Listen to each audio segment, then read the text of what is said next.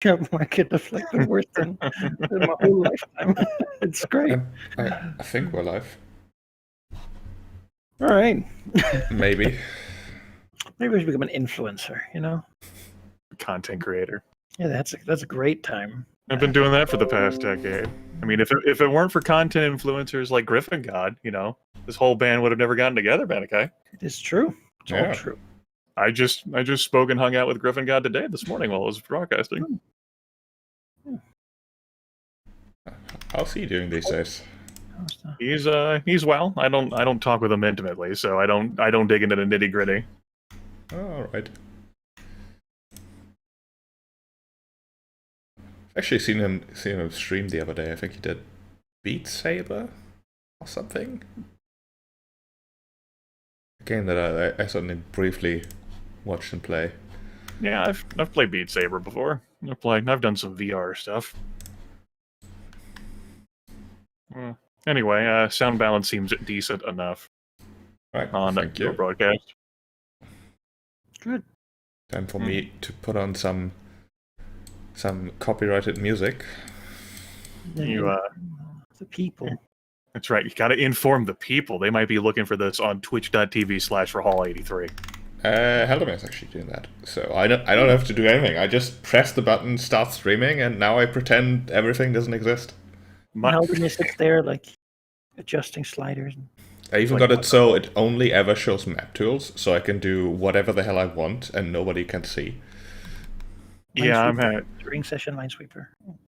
Yeah, I'm getting a rough ping just being connected to this voice call. So broadcasting for me was 100% of the question today. All right. Let's see how far we've got. We might not go too late tonight, ideally, because it's Tina's 30th birthday tomorrow. So Oh. I have to be up early.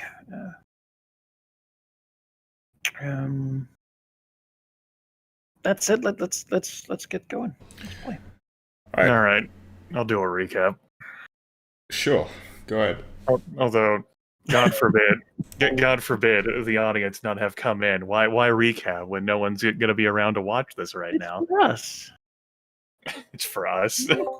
It's just been pinged, so nobody has any excuses anymore. All right. Welcome everyone to Dreads of the Dragon Coast session 53. It's a role-playing show about dragons and their perpetual struggle to not get fucked by all of the elements in Faerun. If you missed last session, like me, you're in for a treat. So, last time, it was maybe like a day or two passed after we sacked the dam, we saved Christmas, we ridded the giant presence in the dam that they ever so care about. It's like a historical site for them. Both Valignith and Veristrix noticed a stormy presence sweeping over the valley. One of the pet birds of the local storm giant had come on possibly a scouting mission to keep an eye on some dragons, see what they were up to. Valignith and Veristrix congregated. They joined forces in the Dragon Fane. And the two of them, along with the adorable pet behemoths that Valignith invested time getting, the skin wings, that have been trained, or in the process of being trained, the lizard folk are being trained to ride into aerial combat. They flew up into the air to challenge this mighty elemental bird for air superiority, because dragons don't take shit from anything or anyone. Now, as it turns out, this monster air superiority is kind of its thing, and dragons with player classes are not particularly designed for three-dimensional combat. So it went very poorly. It didn't go as poorly as the ballista incident. The Thunderbird managed to retreat. Did not survive, but it retreated. But the player characters and the poor behemoths were severely roughed up in the confrontation.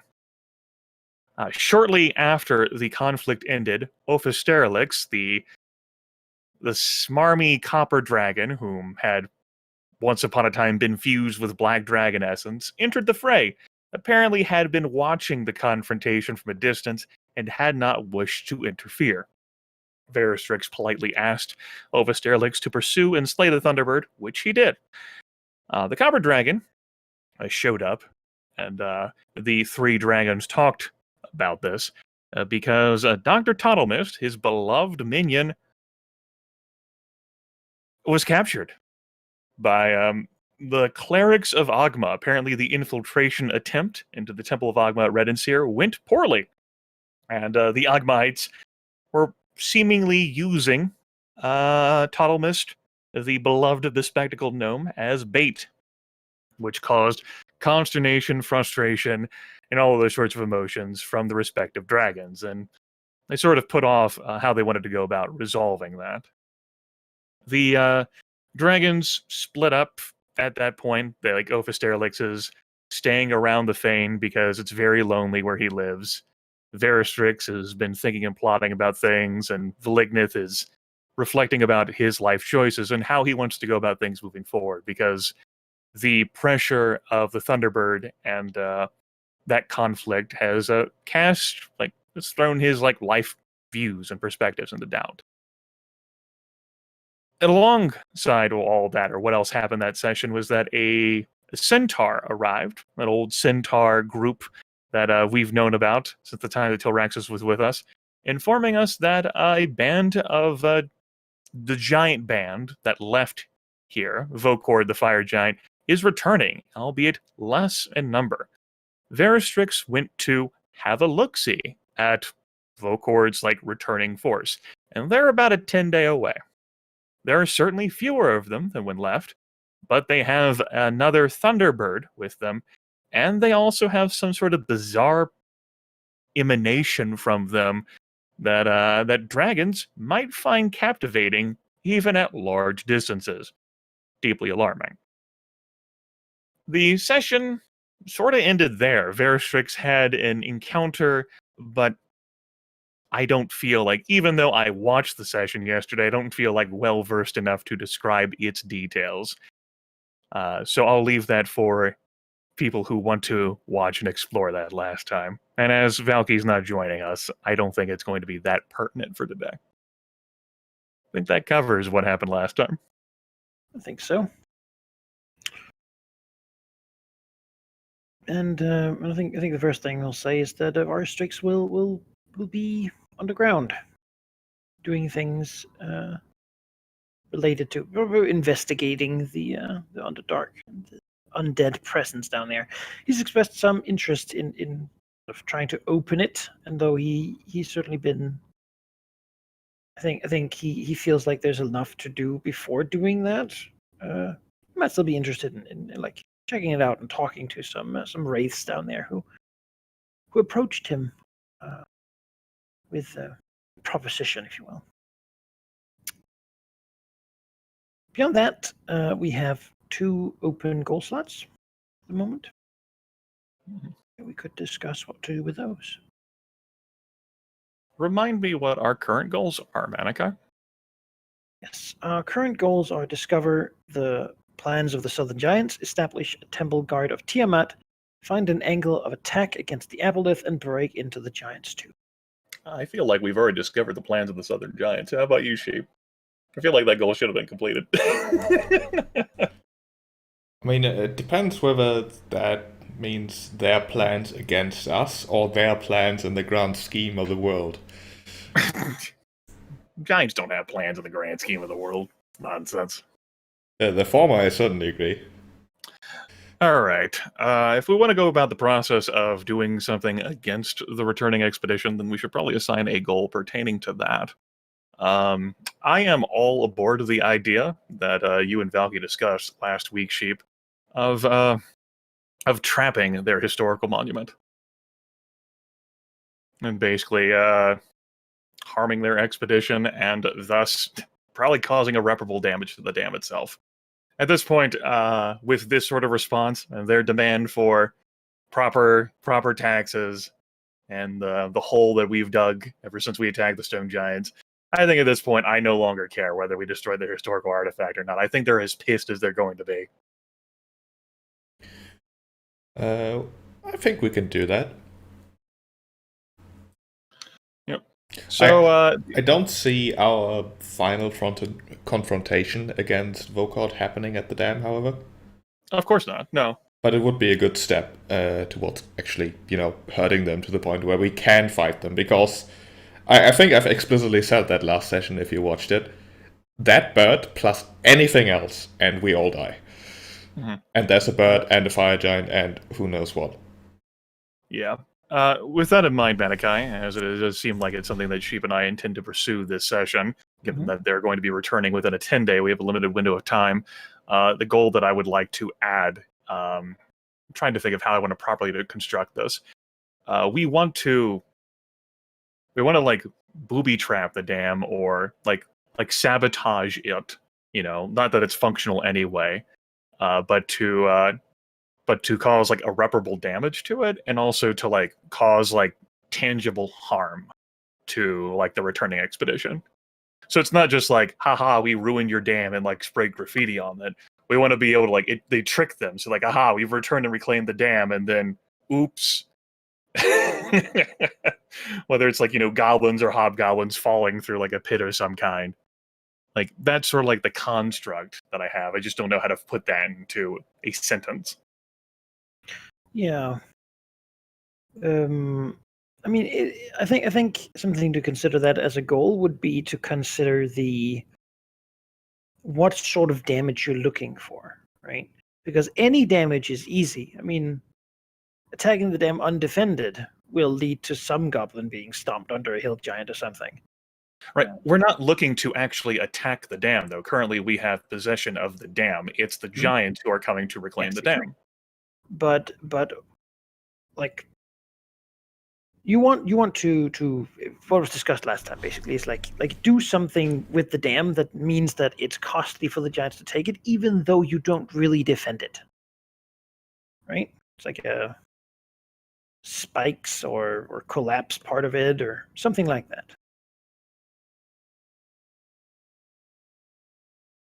Now, that's feasible, right? Yeah. But of course, it could be very easy to just do it. Like to do something like that is very easy to do because there's no minimum requirement, right? So you have to find some phrasing that means that there is a tangible effectiveness of the task. Like how I visualize it, and I didn't intend like how I visualize it isn't with like ease in mind, because like if we just did it like easy, then the giants are going to be able to see like, oh hey, they did the thing. Like I don't know about you, Sheep, but I want to hide the damage we've caused until they're actually like back in and on the dam. Yeah, I think there's two approaches here. One would be to phrase it such that we irreparably damage the dam while they are occupying it. Whether that is with some like delayed fuse trap or it's already damaged and just, gets knocked over once they're there, I don't exactly know. We could do We've weakened the structure of the dam, and then when they put pressure on it, then yeah, they're like large creatures. They like to stand on top of the dam throwing rocks. So if we just like scratch some notches into the foundation, where their very combined presence and weight causes the dam to like topple.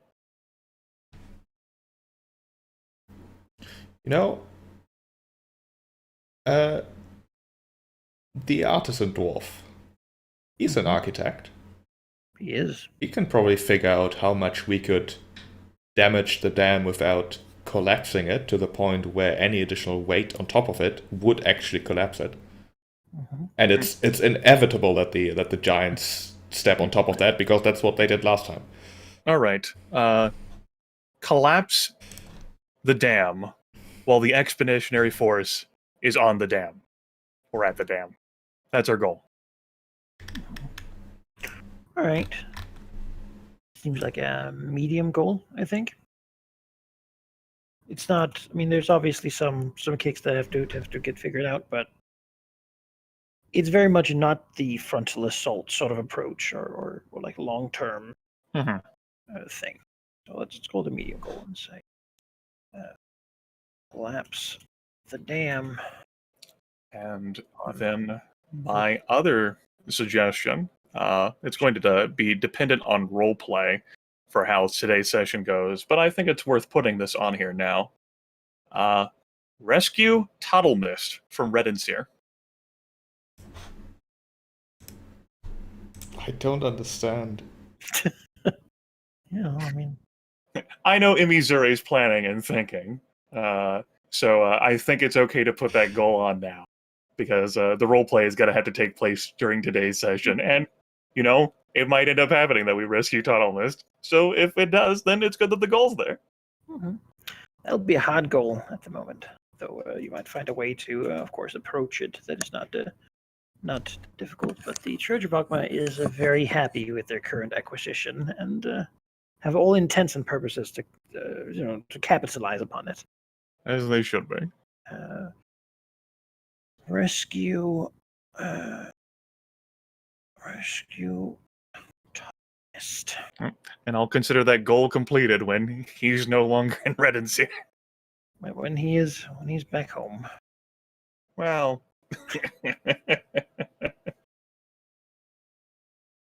where is home? Is it Home is where Toddle Mist is. All right, then we have our goals filled up here. So we can see Hooray! go.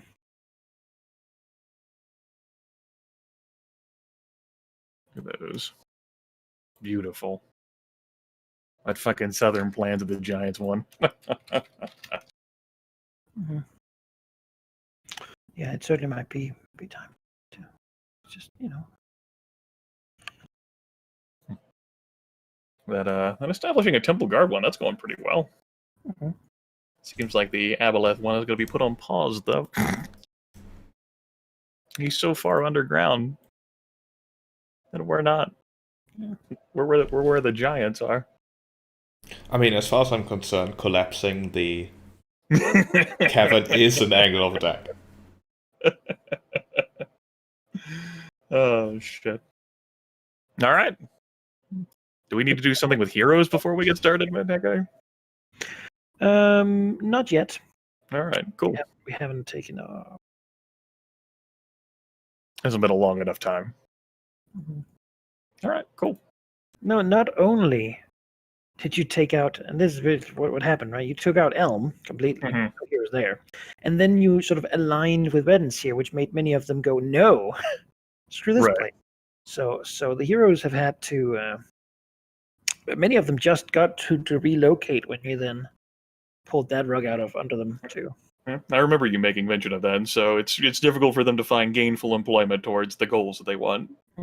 Well, essentially, how it's done here, they need to complete their quest to find a place to be. I don't understand why they don't want to be in Red and Sear. No, it's they're out to kill the dragons, but right now they're not allowed. I mean, they are. It just depends on the dragon. Just not all of them. Just not all dragons. I guess these adventurers are so intolerant that it has to be all dragons. Some What of is them, that? Yeah. Some Yeah. other ones, want to make sure that they surprise the dragon with their scheming. Of course. A lot of motivations here, I think we can safely say. Fucking adventurers.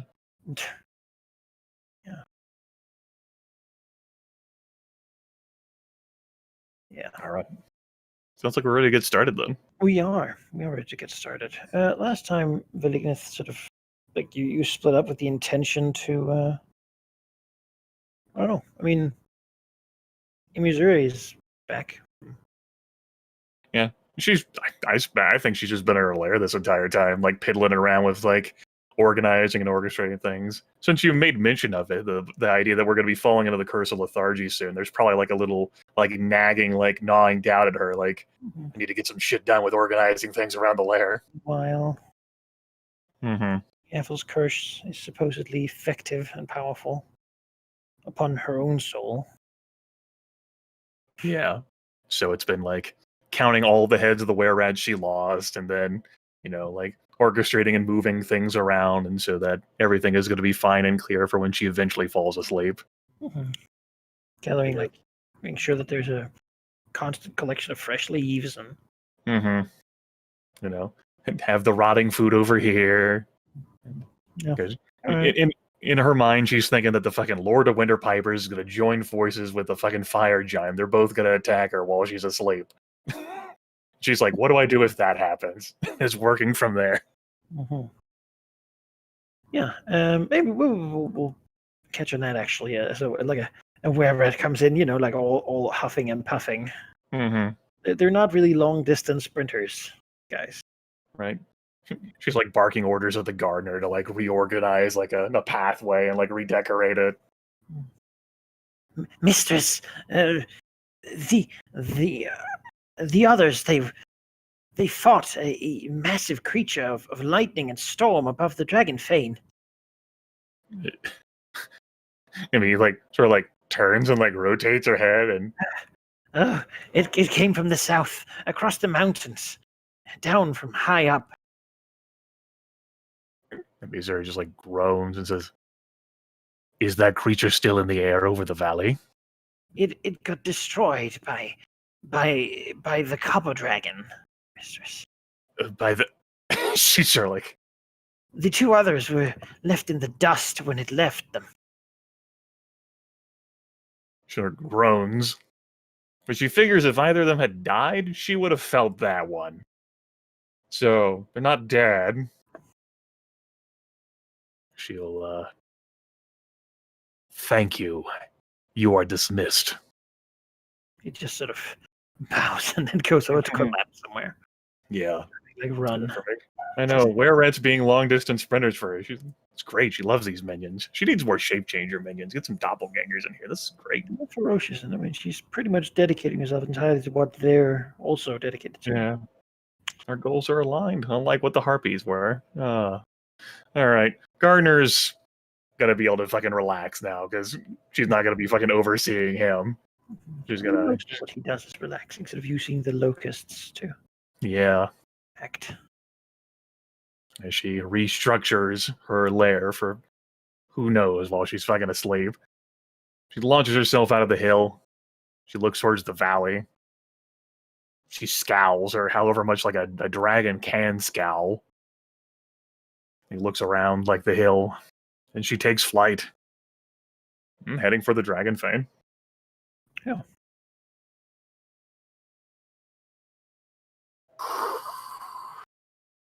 Going with speed. Her eyes like cast like towards like the mountains beyond the valley to the south. Yeah. Concerned that other storms will fucking come down over this damn Serpent Valley. What's Malignant doing? Sort of. It's been like probably like hours, maybe a day after the fight, the battle. Malignant's default position, whenever things are happening that he's not entirely sure about, just in general, is just being right in the middle of the round plateau that forms the diplomatic center of the Dragon Fane, just sort of standing between his bustling minions, occasionally, like, checking up on the training that is supposed to be happening. He's not really the one directing it, he just makes sure it actually happens. It gives him a nice view of, like, the northern side of the mountains, like where the city is in the distance. Just taking some time to think. He's a dragon. When he wants time to think, that's gonna be hours, if not days. And that has been quite frequent recently. I love the visual of the painter being like another painter, like being there while he's standing there stoically and proudly, like trying again to create a proper depiction of Malignant. He'll sort of turn towards the approaching form of Emmy, but not react too much. It's quite obvious from perhaps a fresh wound still that he's been involved in something nasty quite recently, but at least in his behavior, he doesn't really show anything. Some dwarves are paving over like a dragon-shaped hole in the sort of tiled floor. Emmy approaches with some measure of haste, as opposed to slowly. her sleeker form, sleeker than what it was once upon a time, darting from the horizon to above the dragon fane, where she'll spiral down and land. Not hard enough, gently. She looks with a measure of concern towards Valignith. Probably not the most concerned look she's ever given him, but maybe ranks top 10.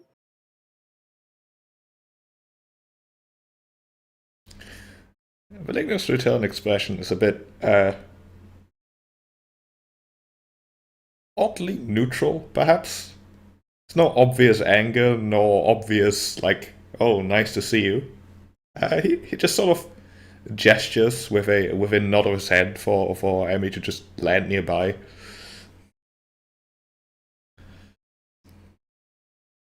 Yeah, she's landed.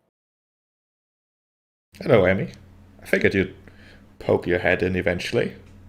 I was about to use the sending stones to contact you, but I figured I'd rather see you in person. I have been restructuring my lair for Yaffel's eventual death. It is only recently that I received news of what happened in the skies above the valley. I am sorry I was not here.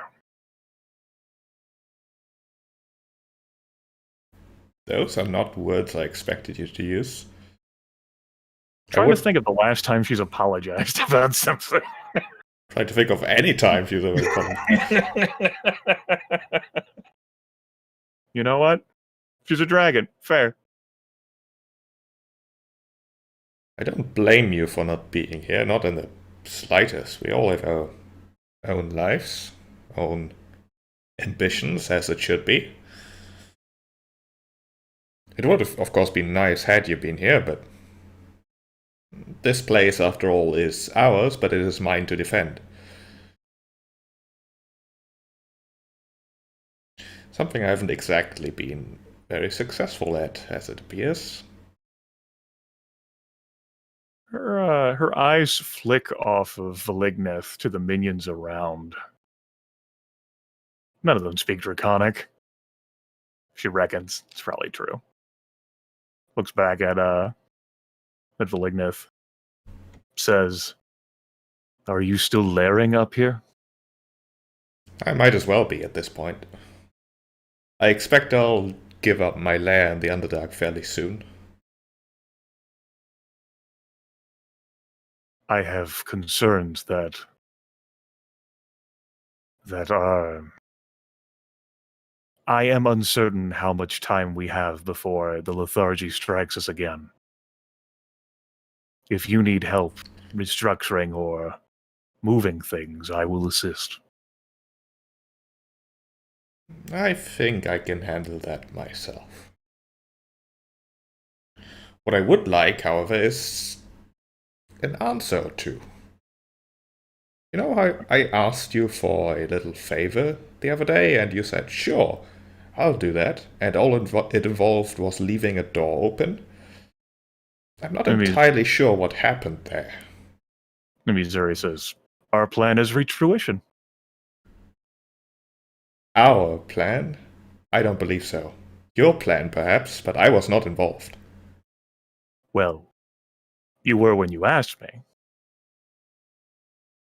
Remember when we had a discussion about how we wanted to handle Red this year? And I went along with your idea, and then that idea wasn't successful. And then when I arrived here, we went along with my idea. But also remember how you asked me for help with your larger, broader plan of connecting with dragons? This is our plan. Together. I really don't understand. You asked for help. Ophisterelix was around, so of course that's how you asked. And I gave my answer, as of course I would. Toddle Mist has been captured, and his saving will curry you more favor with Ophisterelix, allowing you to bend him further to your will. Toddle Mist's capture wins me further favor from Redden's here, allowing me to bend them to my will. His rescue will not show me to be at fault, but instead the Ogmites for being arrogant. That is not on me.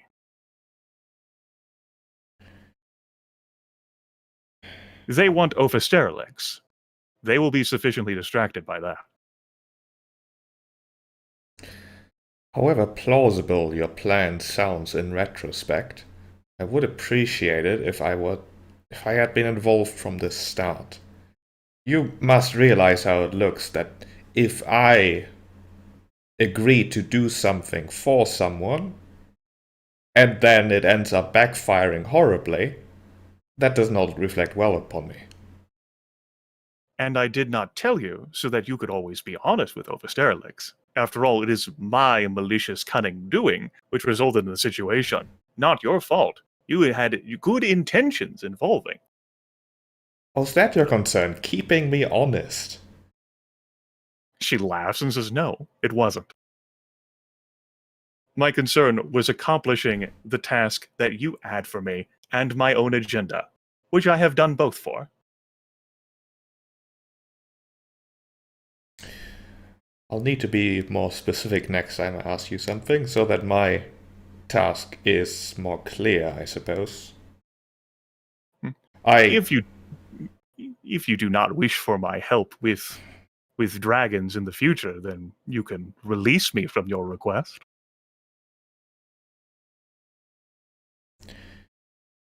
I tell you what, I'd rather have someone who speaks clearly, concisely, and does not hide behind unspoken, well, not lies, I suppose. You get my meaning. Than whatever it is you're doing. I know you desire uncomplicated. You do not have that with me, Velignov. I realize as much. I am fully willing to help, assist in the retrieval of Ophisterelix's gnome minion by confronting Ophisterelix and thus causing a suitable enough distraction as the two of us fight off. She sort of like looks around. But perhaps there are other concerns more grave than the Copper Dragon, though I was informed that he did assist you and Veristrix. Oh, he did. I'm not happy that he had to. Was he involved in the fight from the start? No. He shouldn't have had to be involved at all. This place cannot be what I need it to be if a single bird provides so much trouble. Consider how the lesser creatures protect themselves from powerful beings such as us. Through their magical ballista. She, looks around. You have these artisan dwarves that erect such defenses to protect this fame. Perhaps. We have sufficient resources to manage such a thing, and, she sort of pauses, and I presume you would have sufficient materials from your lair, all of the copper and iron and what have you that you insisted on keeping, and paid us off for it.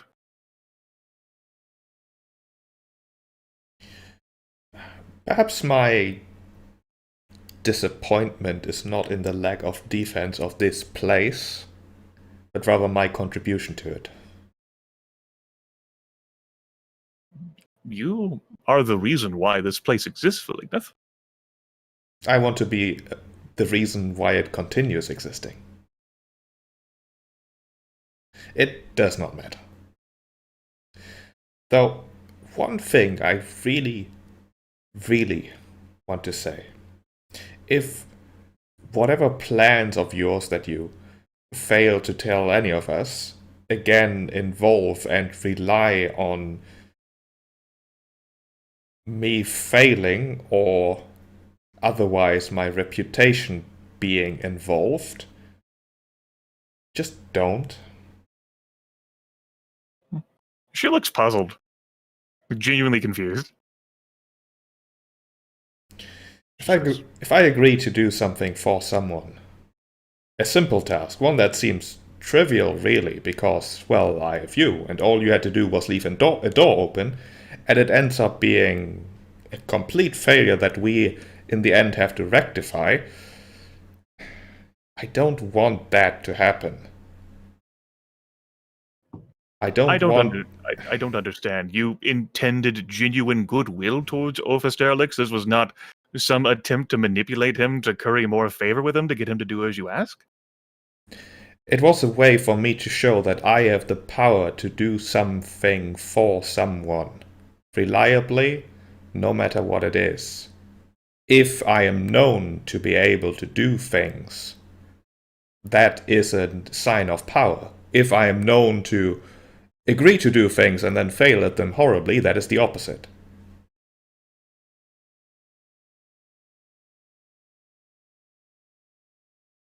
Oh. She, looks up awkwardly at the sky.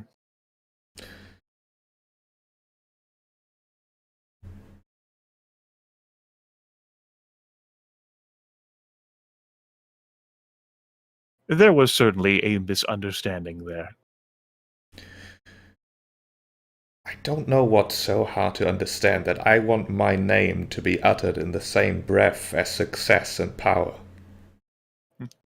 There's never been any moment in my life so far where, upon hearing of the success or failure of anything, I have been as angry as I have when I heard that Total Mist was captured. I knew that you are not incompetent. I've discovered a place where I was no longer angry. That's how angry I was. She looks away from the sky, like Malignant, and says, I am baffled that your path to success and power leans upon currying the favor and demonstrating your capabilities to Ophisterlix. That is our disconnect here, Valigneth.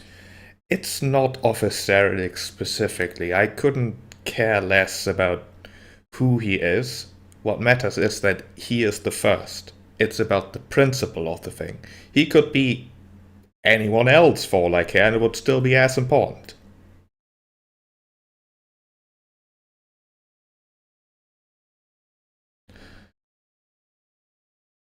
She narrows her eyes, considering how much of this is Ophisterlix and how much of this is Valigneth. Maybe this was being asked for so that Valigneth could do the thing, she thinks to herself. She says, all right. Understand, then, from the future, that when you ask me to do things that involve advancing the agenda of creatures that I hate, that I will not be thoroughly eager in pursuing that task.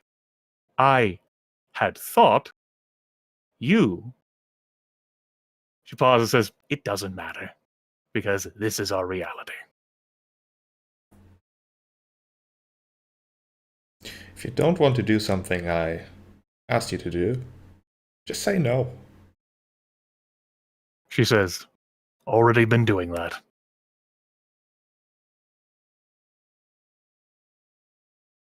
Anyways, you've heard about the incoming giants? She blinks and says, I assume the fire giant is returning. Well, he is. She says, yeah.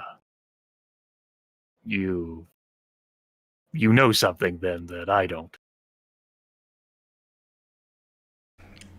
What I know doesn't really matter as much. I assume they've got another one of those birds with them, first of all.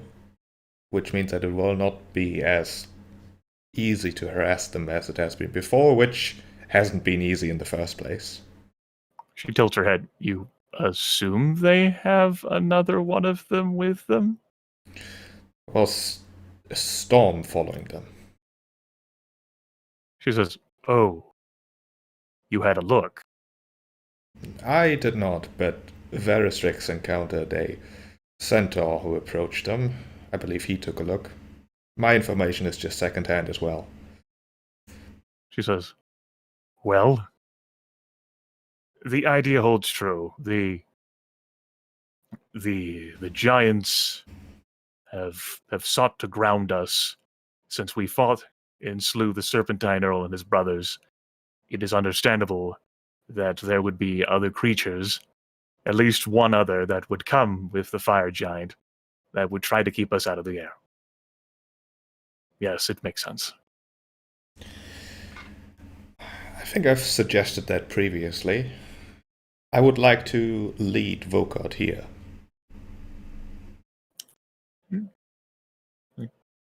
She nods her head and says, "Yes, you have endeavored to make this a place others know, and it would be a showing of strength and power to have a confrontation here, which would have us emerge victorious." Ideally. And, yes. It makes sense. Yes. If at anywhere at all in the valley we've got an advantage, then I believe it is this place. Not due to terrain or location, just it is.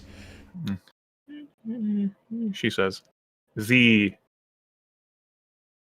non-stone giants will have difficulty reaching this point, and if we remain grounded, then if they send any of those storms up here, then they will not be that effective. And if your minions, friends, followers, servants are able to erect or thwart or do something similar to what Redenseer has, then that might work. She says, "I can't think of a better place if we were going to have a confrontation than all the way up here." We'll definitely need a confrontation. She says, "Well, it is as we were informed. The hierarchy desires to be paid for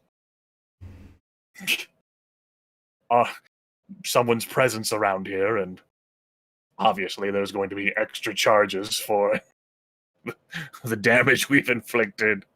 And acrid cloud of poison gets snorted out of her.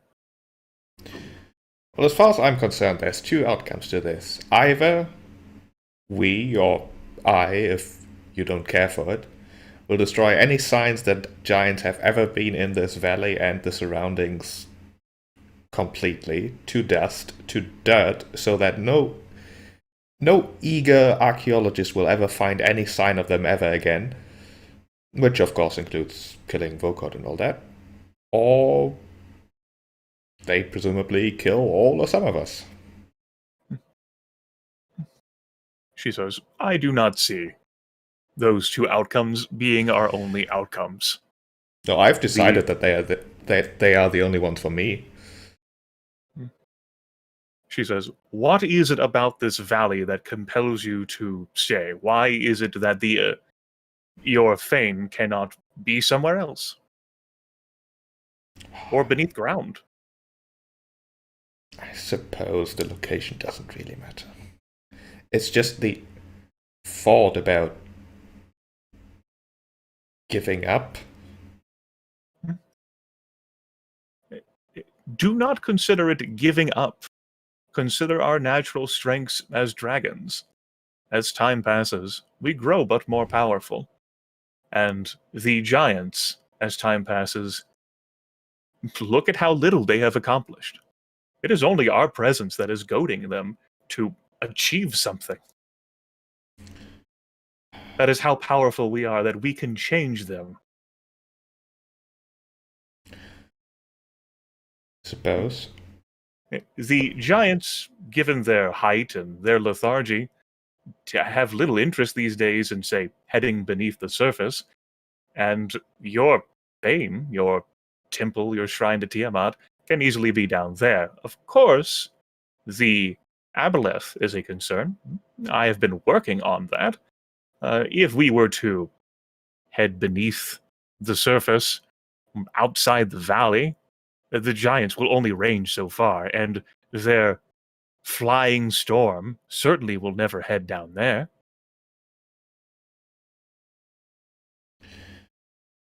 Yes. Sooner or later, though, those giants have to go. She nods her head. Perhaps there are only those two options after all. It's just that the latter doesn't have to happen in the short term. Yes. It can be decades or even centuries when we are huge and mightier than what we even are right now. It's not as if the giants are becoming more powerful. It is us. Time is on our side.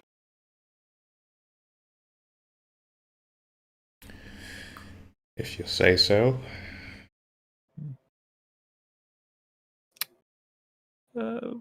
But we can always show that we were the ones who were really in power here at the end.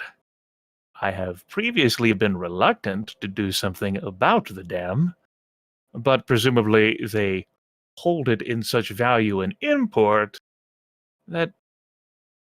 And if you're looking to have a fight up here, what better way to goad them than by destroying the dam, preferably while they're on it? It would be ironic if we could get them to destroy their own dam. Not on purpose, obviously. They are so bulky and they have so many minions swirling about. What better way to sharpen and hone the skills of your dwarfs than by putting them to work on the giant architecture? How much time do we have before they head here? I know, like, out of character, it's a 10-day. Not much. She says, well, we saw that they erected that trebuchet, or whatever it was they called it. They'll have to work fast. But you have a way of motivating minions so long as they're not kobolds. I'm sure they can manage to do something.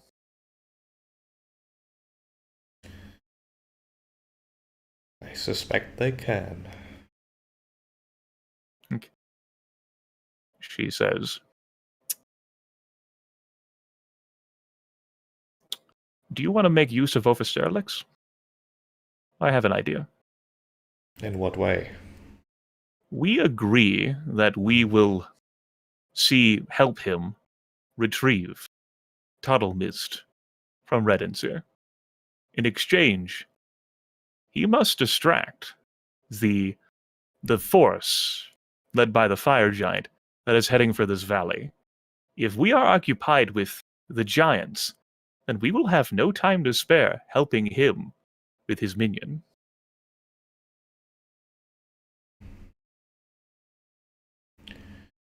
Suppose we can do that. She nods.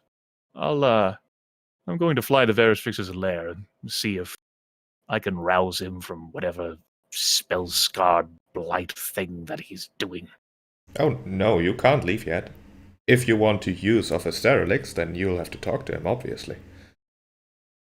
She's like in the process, like rotating her bulk. She stops and says, are you certain you wish for me to do that, Velignov?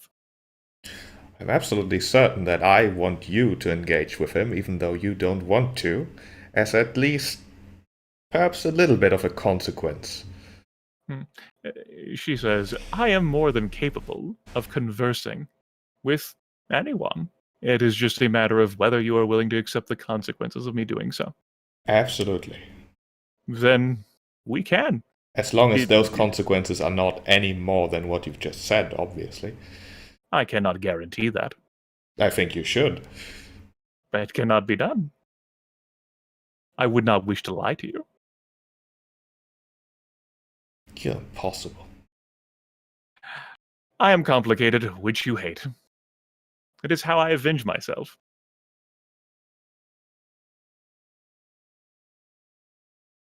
I'll talk to him. Sheely! All right. Goes to Veristrix's lair, gets the fucking he's not home right now from the fucking cultist. Yeah. Like roars at this fucking cultist, threatens to eat the cultist. Then departs in anger. My flesh should be so lucky as to be consumed. You're impossible, she Why says. your presence? Departs. Basically just gonna like lord over the dam for a bit, contemplating things. I mean, what they say essentially, like, oh, Varstrix is busy in deep meditate, but she gets the point is that Varstrix got beaten up pretty bad and wants to go do some of his own stuff to recover some of his sanity.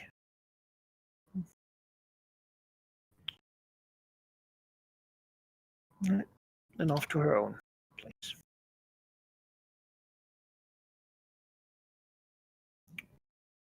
Yeah, I mean, Visterix is taken up staying at the Fane here. Room. He hangs out with some of the dwarves sometimes. He comes and goes really, visiting nearby, like the cities to the north, and just sort of enjoys the new environment. Though he's antsy and generally staying around, hoping that something would be done about it. His poor minion.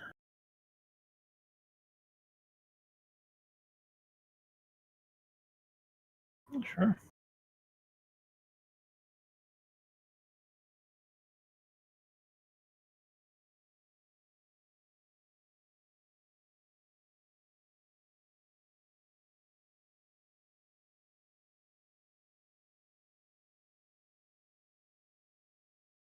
What giants?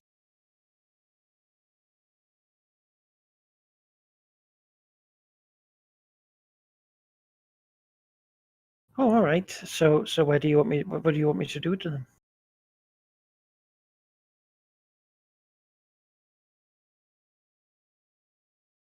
For how long?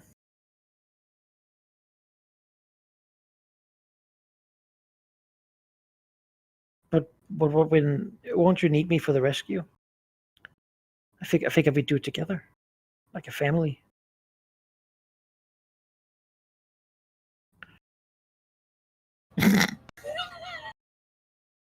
But maybe it would be less painful if I was. And I mean, who cares about giants anyway? What are giants to us?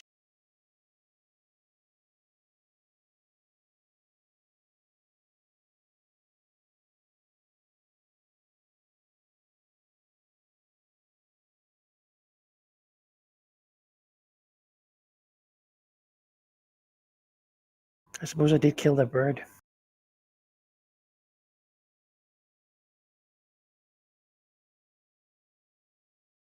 Well, I wouldn't want to take all the fun from you.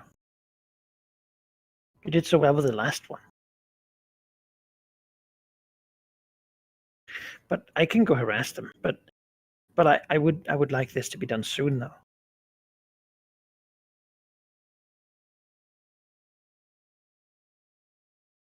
I mean, it wasn't really supposed to be captured in the first place. So hopefully we won't underestimate them again.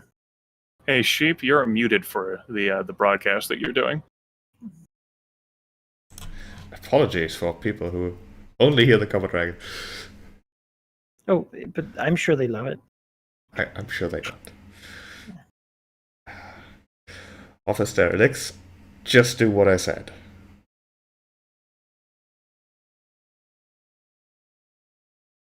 He squirms a bit. Trying not to backtalk at the moment. Does really want Toddlemist back. I'm going to just let you prove to me that this is a smart idea. Prove to you? It feels like I should be part of the rescue, but if you think it's better that I go deal with giants, then I'll try.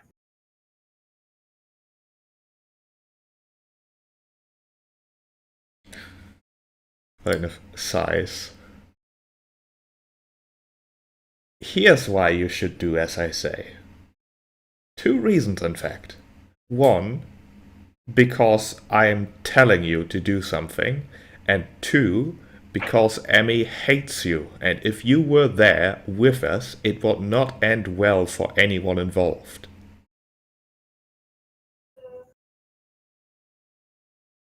He looks aghast. She hates me. Oh yes. I thought we got away so long. Perhaps you'd get better along if you left and did as I told you. But hatred is a strong word. Oh, I didn't it is hit a my brother. very strong word. Perhaps you should go talk to her. You know what? Perhaps you should. Maybe we can make it up. Fucking guy. Do you know what sort of things she likes?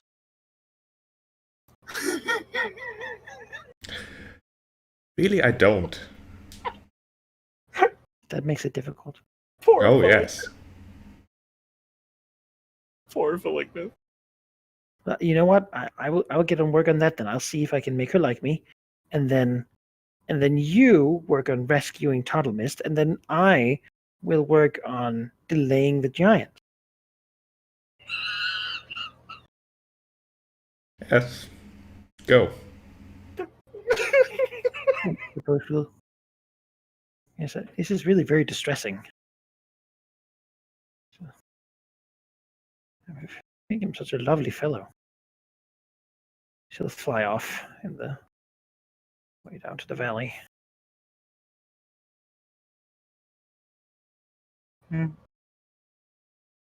Poor Malignant.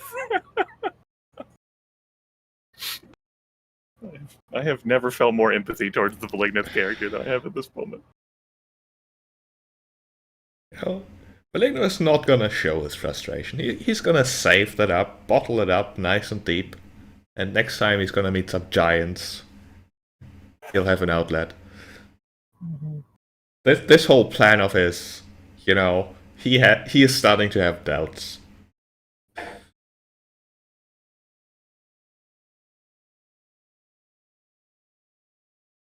Well, you know, Tiamat never had patience for the metallic dragons. I'm starting to understand. That's why she only has 5 heads. Jeez, once upon a time she had more. She ate the other ones. Copper dragon head just talking all the fucking time to the rest of the dragons. Shut up!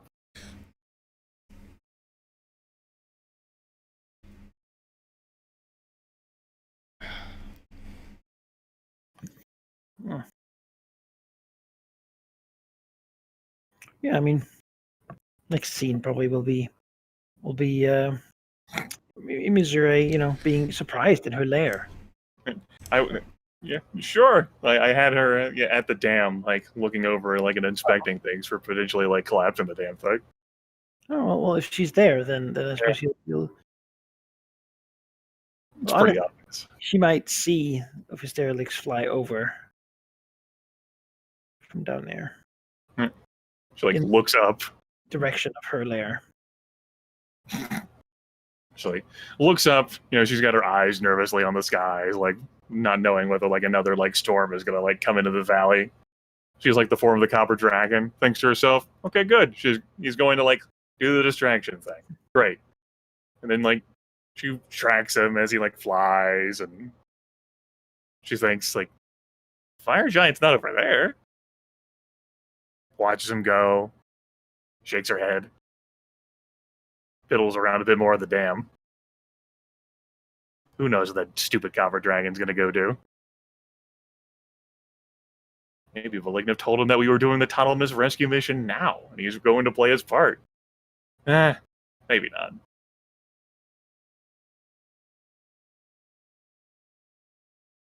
I mean, the dam is like, she remembers it. She's been there a couple times at this point. Yeah. Really, on off fighting, bleached bones, a couple goblins living in various bits of it. Most of it is sort of already partly broken. However, it is very solid work, likely made by stone giants who have quite a mastery of stone. Yeah. It is entirely stone too, solidly just sort of shapen together to fit perfectly, rather than using actual mortar. Yeah. So it's not an easy thing to begin Mhm. tearing apart, so to speak. Like, it can withstand a lot of force. Some might say it could withstand the weight of the whole valley filled of water pushing on it. It could once upon a time. Yeah, I'd like to see that. I'm sure that's just. Has suffered quite a lot since then. Yeah. She visited her old favorite spots, like the top. She like pokes her head in like the treasure area that the Serpentine Earl used to have. Like a hole down there, enough full of water. Looks around. Okay. Yeah. She doesn't know how exactly Valignev's going to get his dwarves down here. But, I mean, he'll figure it out. He's capable of hurting them. She doesn't think that she has any minion that's capable of doing this. She sort of like chips at the stone a little bit, shakes her head. Maybe there were like some sort of like magical ritual that could turn this thing into mud, but that's beyond her. She's not going to go to Reddit's here to look for like rituals to turn giant dams into mud. Yeah. Thinking of mud, she's been here for a while at this point. Perhaps dragon takes some time. I'll have the next thing be the hearing of splattering of stuff falling on top of the dam, and the thump of a heavy dragon body landing there.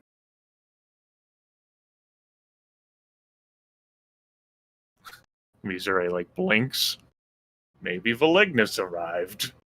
She like edges to like peer her head, like heads for like the top of the dam.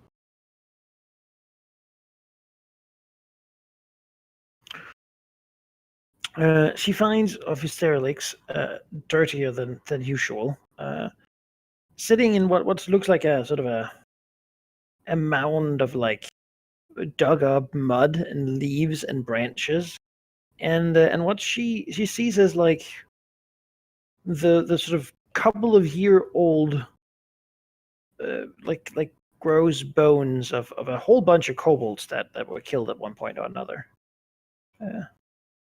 dug up from their muddy grave, and now dumped in front of her.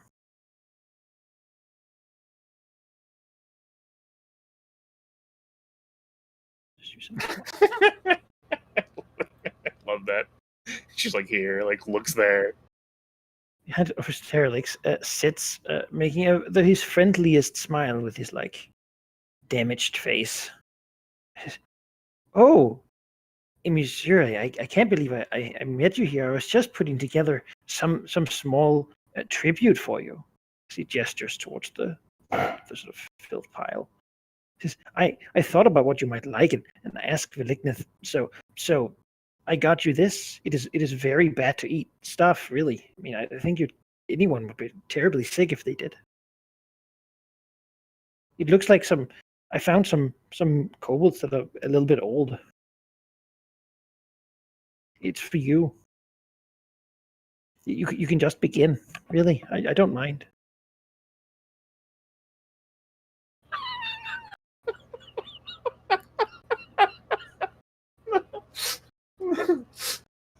Missouri stares vacantly at the offering that Ophisterelix has brought her. And then her head like shifts to look at Ophisterelix. She scrutinizes the dragon. The fuck is Ophisterelix playing at here? She thinks to herself. She asks, "Why are you making me an offering?" Oh, well, you see, Malignant said that maybe you and I had gotten off on the wrong foot. maybe I hadn't been quite as courteous and nice as I usually am with him. So I wanted to make it up to you to try to mend any harm that might have happened. I dug this up myself, really. I got all filthy.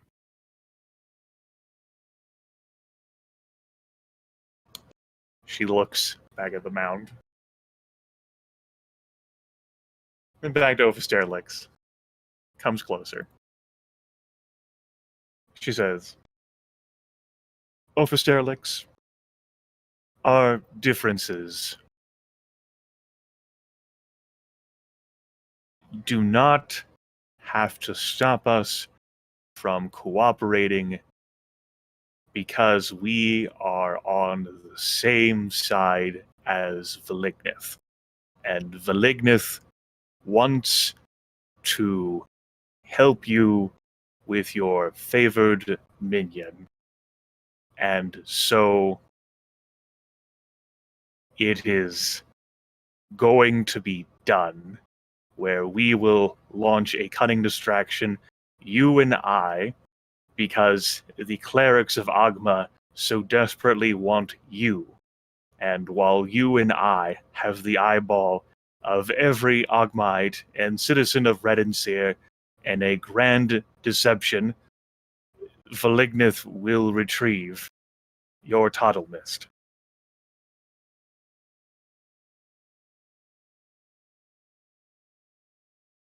Your offering is irrelevant to my desire to assist Velignith in assisting you, provided you provide your assistance in distracting the fire giant from returning to the dam quickly, because if the giants return to the dam quickly, then Velignith and I are going to leave and go far away from the valley, and we're going to have to make new draconic friends who aren't you. You could come stay at my lair. She says, I really just maybe we can work together. Yes, but I mean, maybe Velignith actually used some pretty strong words, and I was startled. I thought I had been so nice, and then suddenly it did not come across, and so maybe I had to. I want to convince you that I'm a really nice dragon. She says, our differences are irreconcilable. They began from the moment I sighted you above the lair of the bone devil who raised me. And they have persisted ever since. I was Basarek's favorite, and I do not accept challenge to the contrary. The bone devil which raised me kicked me out of the home I cherished, and I resent that you were welcomed into it to converse with him. Sterling's eyes grow wide. He looks away, and then he nods slowly. I suppose I'll go and distract some giants then. Yes. Once that is resolved, then we dragons will work together to rescue your beloved minion, so that the Ogmites cannot use him as a trap against you. You can keep the pile.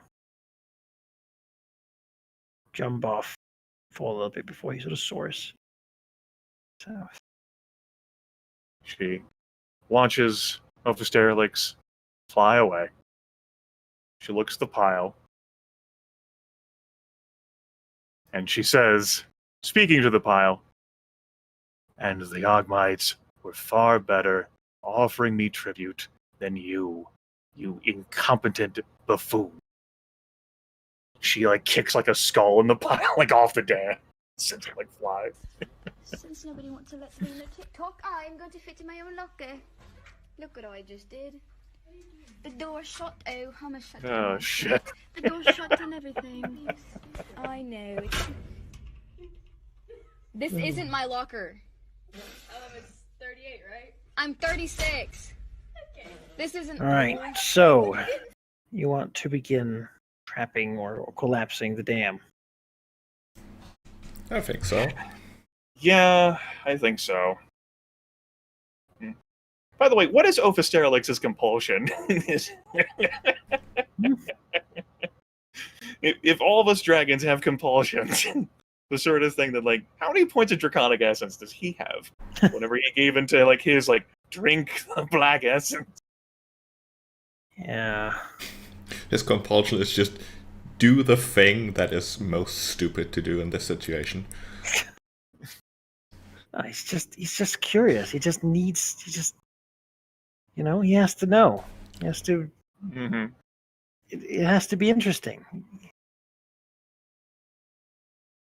So, well, now Ophisterolix can think that the problems that she has with him are because of family drama with Besserek. He understands that. That makes sense to him. Uh, It's kind of exciting, at least that there's some like tension and like it's not because of him, yes, it's because of Besserek. Yeah, She used to be his favorite. they'll have to do something to bring them together again.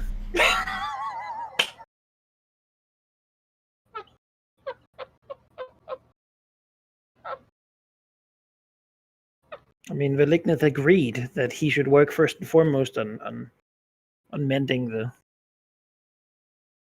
relationship with Emissary. Seems like it'd take a little longer than he hoped. Oh man! At least she liked the muck and filth that he found for her.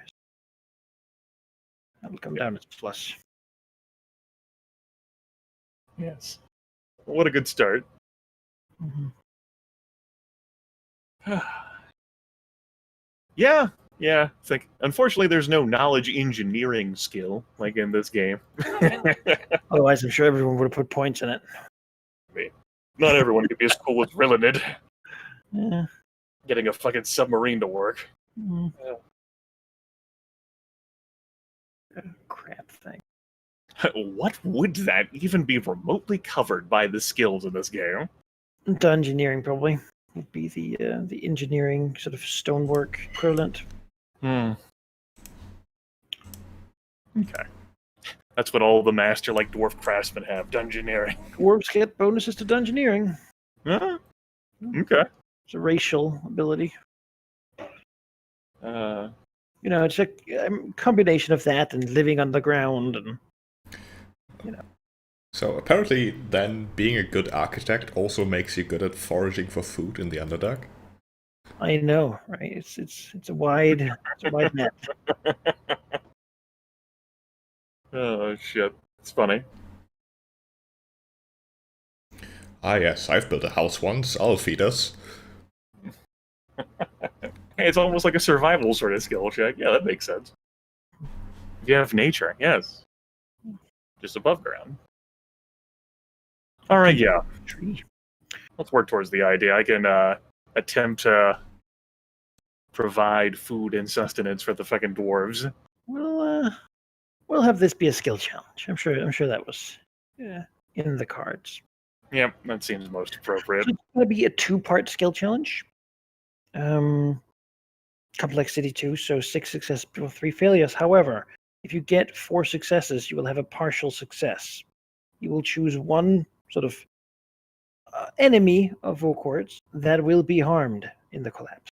6 successes before failures will let you choose 2. Failure means that yes, the dam collapses. You have that power. However, none of the giant's forces will be significantly harmed, which will strengthen Vocourt's faith in basically that he's doing the right thing and the gods love him. Of course.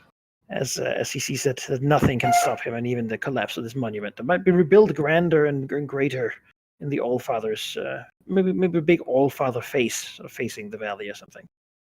And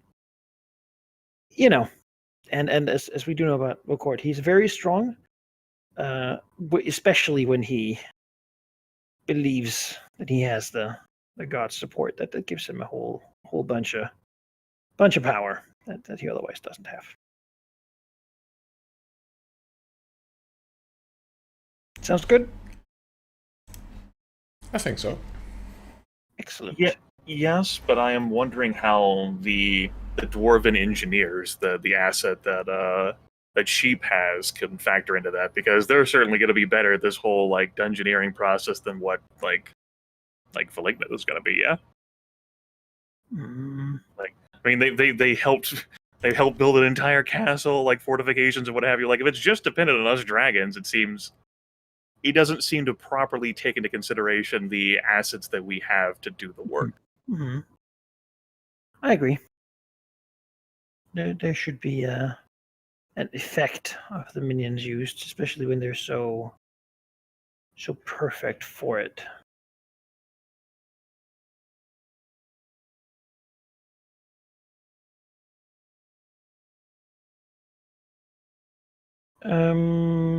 Well, how about we lend their expertise?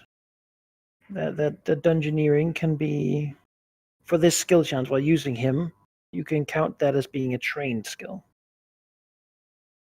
Sure. which All is right. a +5, right? Yeah. Okay.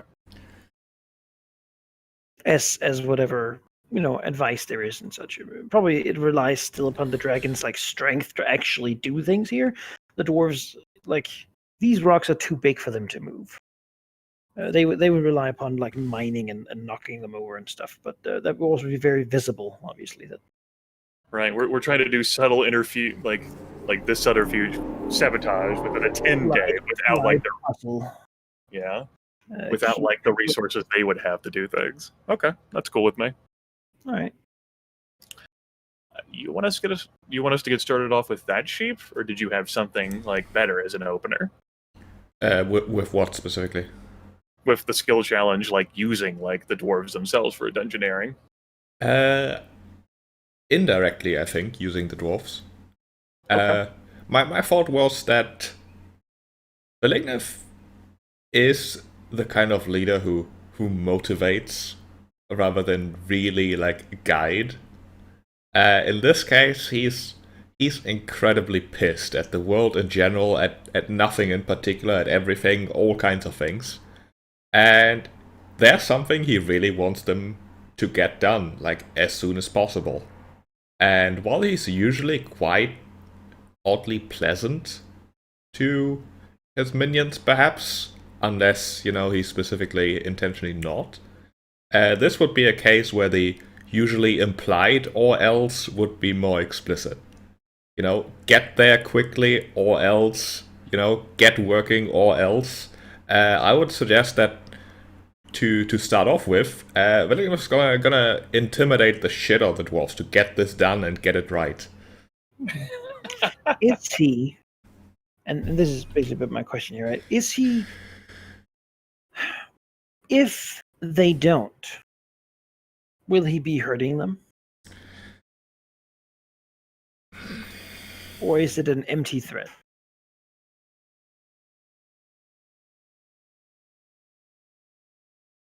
Because, of course, Intimidate can push creatures towards, of course, being more hostile towards you. So I'd say against my better judgment, this might be a case where he's too close to snapping to really make it an empty threat. Like he means what he's saying. Oh, that's some really strong character development for him if he's at that point. Then take a +2 to your Intimidate check, and if this whole thing fails, and well, I mean, they're gonna collapse the dam. It's just how well they do it, basically. Yeah, the fault is basically like Velignov can't threaten Office Derelicts or Emisere or anyone, so his selection of people he can be a red dragon to is unfortunately very limited. Let's see. Be a 28. That certainly beats the DC for success.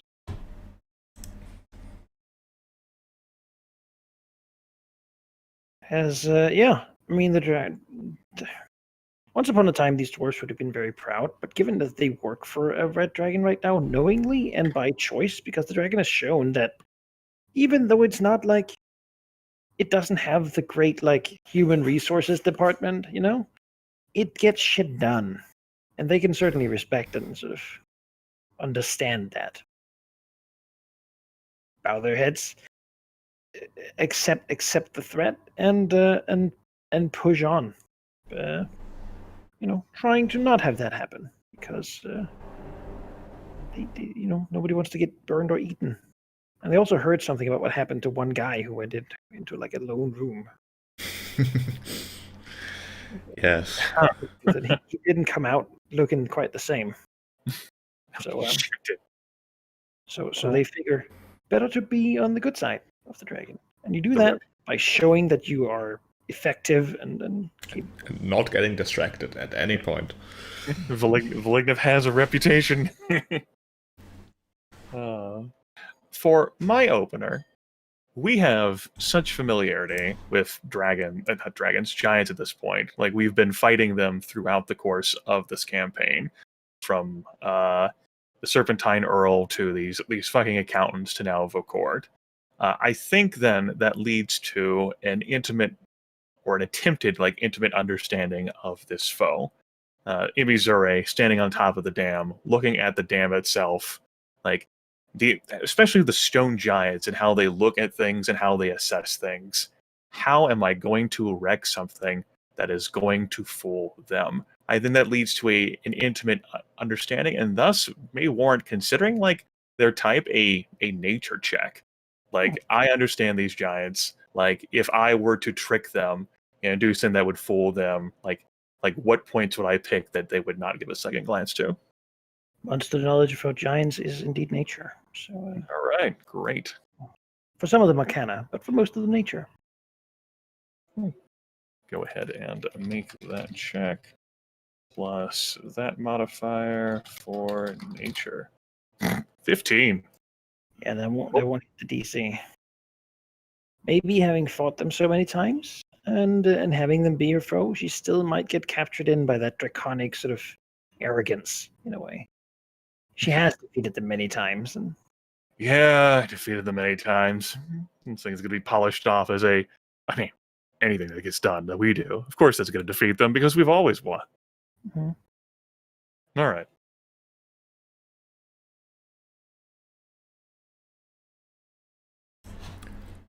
Well, from my side, with the dwarves motivated, Malignant will definitely assist them in actually getting their asses over here. We don't have much time. I assume the skin wings aren't trained to the point where they could carry a second person or something. So no, strap stuff to them, but I don't think carrying people. Well, they have very good claws for it, but they have a tendency to drop them halfway through. Yeah, that's not ideal. But they really like to do that, drop people on hard surfaces and then eat the goop that remains. Yeah, that's not ideal. Yeah, no, they're very food motivated creatures. Well, I think what Velignif will do he'll tell all the dwarves that will have to be involved to get going, on foot through the valley, as is their only mode of transport, really.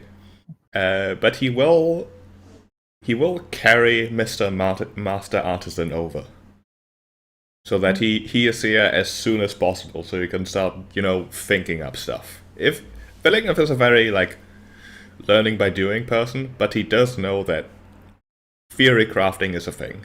He's done so himself. What would hinder Valignith in being able to accomplish that goal? That was basically just my setup, which the next would be then the Master Artisan actually getting to thinking, which would be the Dungeoneering check. Oh, okay, I understand. That works. So with trained, my bonus is actually pretty damn good. That beats it again by a mile. Yeah, there's a lot to do, and the dwarf engineer, he enjoys the challenge. He sort of is very quiet, but begins sort of walking around, tapping places and looking around, maybe even asking to see it again from the air, to get a faster and better understanding. And he does believe that he can cause this structure to collapse. Though he will remark that it was very well built, clearly by creatures of great understanding of stone. Oh, if you compliment the giants, I will lose myself.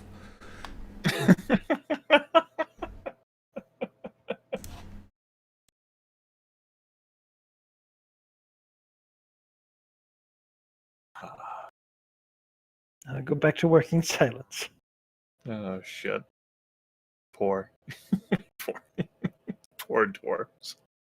This is the point where I insert myself into the good dragon, bad dragon, like equation as the good dragon. Like, yes, everything will be perfectly fine. The other dwarves are like trekking along. Shit. I don't think I'm going to take that approach.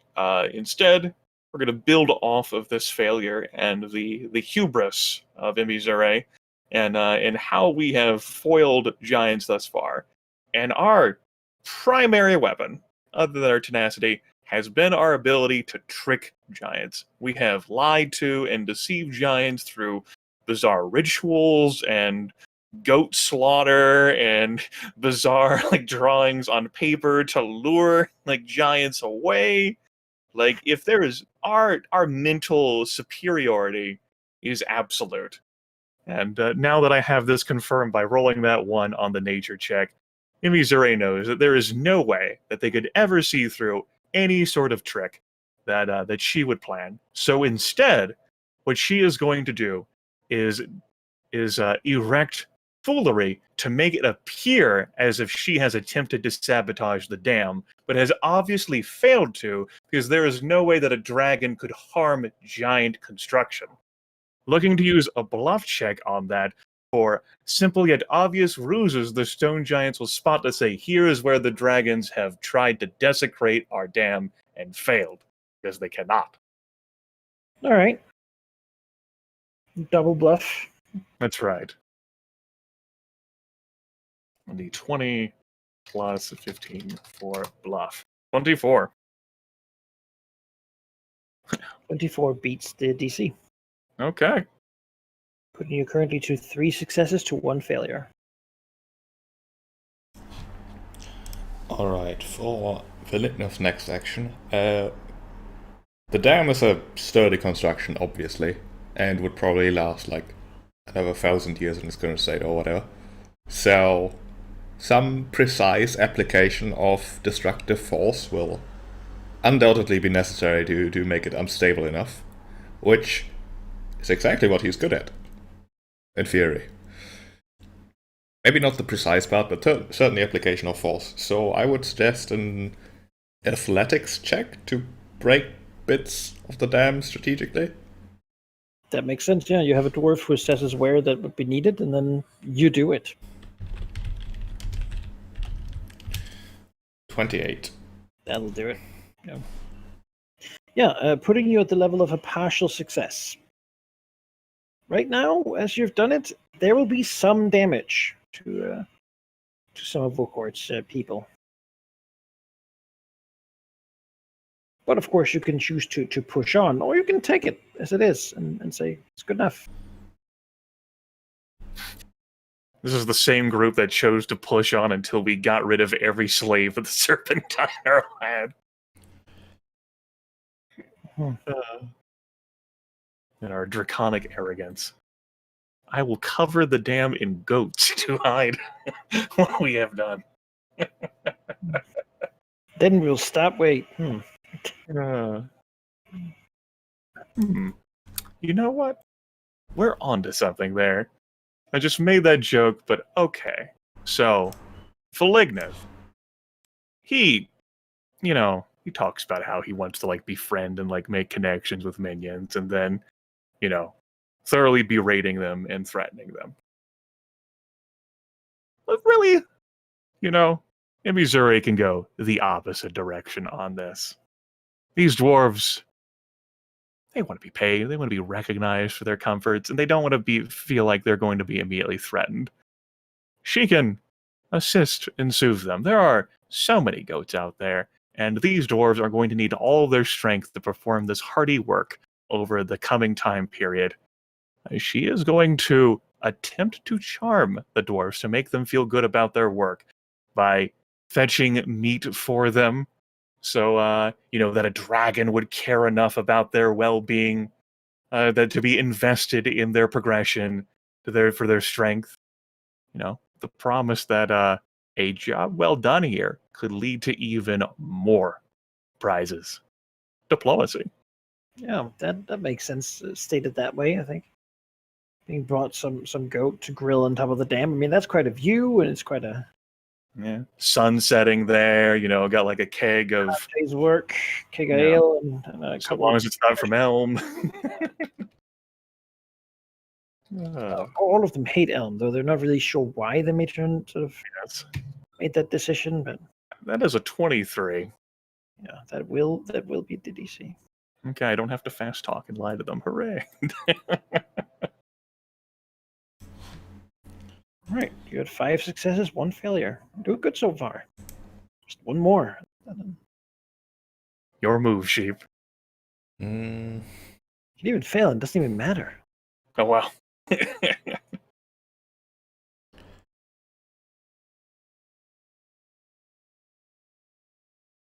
I'm trying to think, but I'm not sure I have an approach here.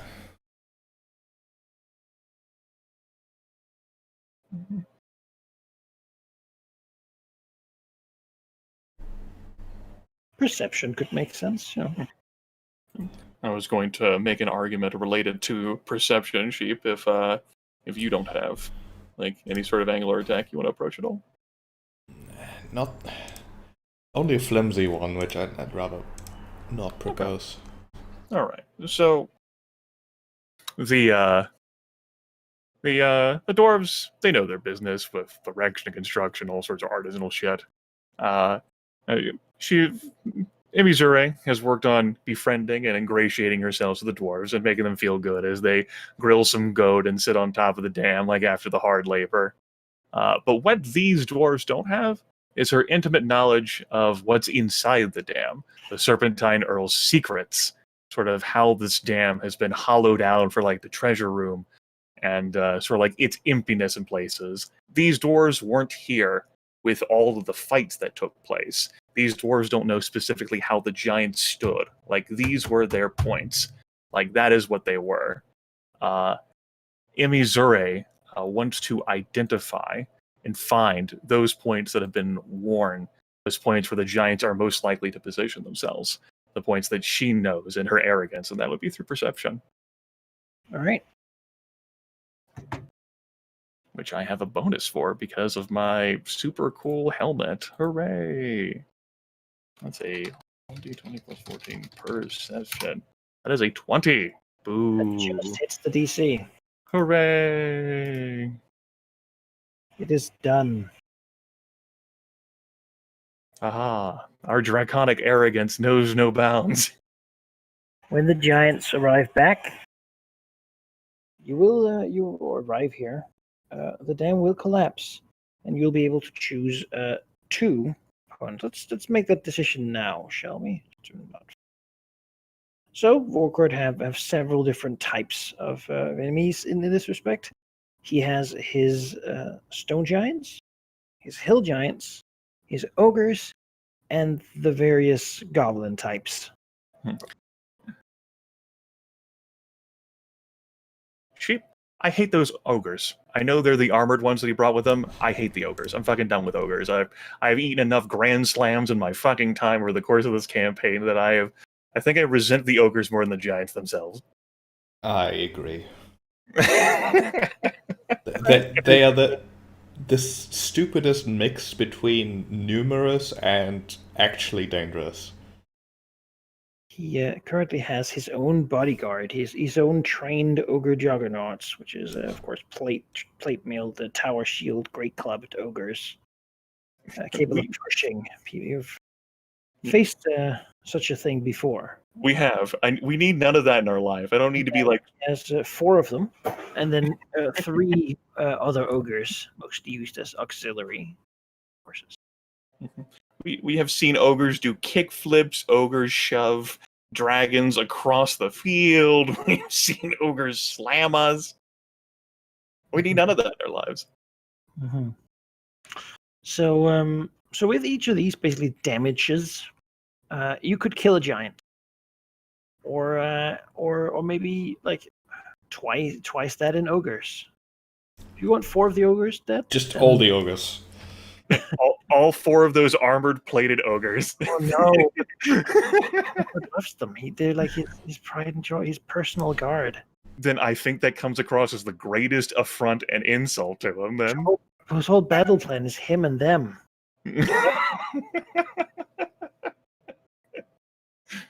Well, it seems fitting. They all live together, work together, breathe together as a unit, and they all die together. I'll mark that down.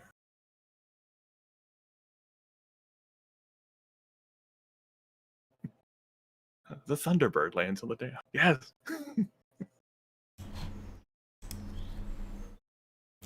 The physics of the world glitch and send a chunk of dam into the Thunderbird. Camp.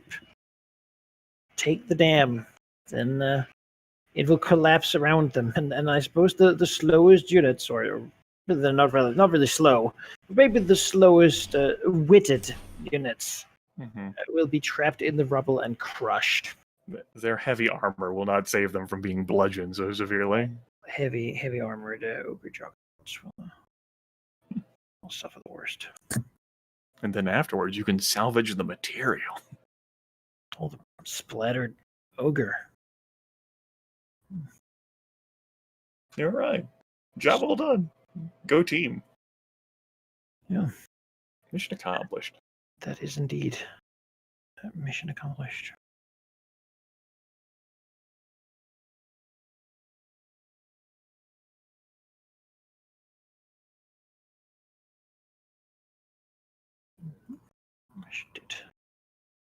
The skill challenge. All right. Though of course he's not here yet. Of course, we'll agree, and maybe the dragons too. That I mean, this is done, right? The dam has been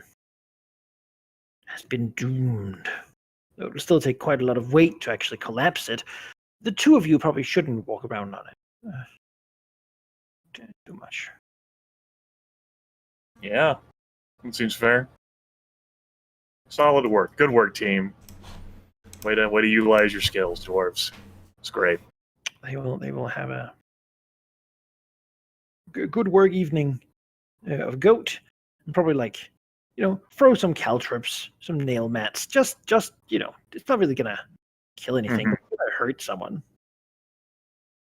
Yeah, fits along with the idea of us attempting her bluff check to falsify, oh, we tried but failed. Have some caltrop. It'll hurt some goblins. The ancient enemy. You, of course, counted in hordes or mobs, but for them, it's counted individually. Of course. Yeah. They're not. No. Yeah. It probably all in all took a couple of days. To get done. All right.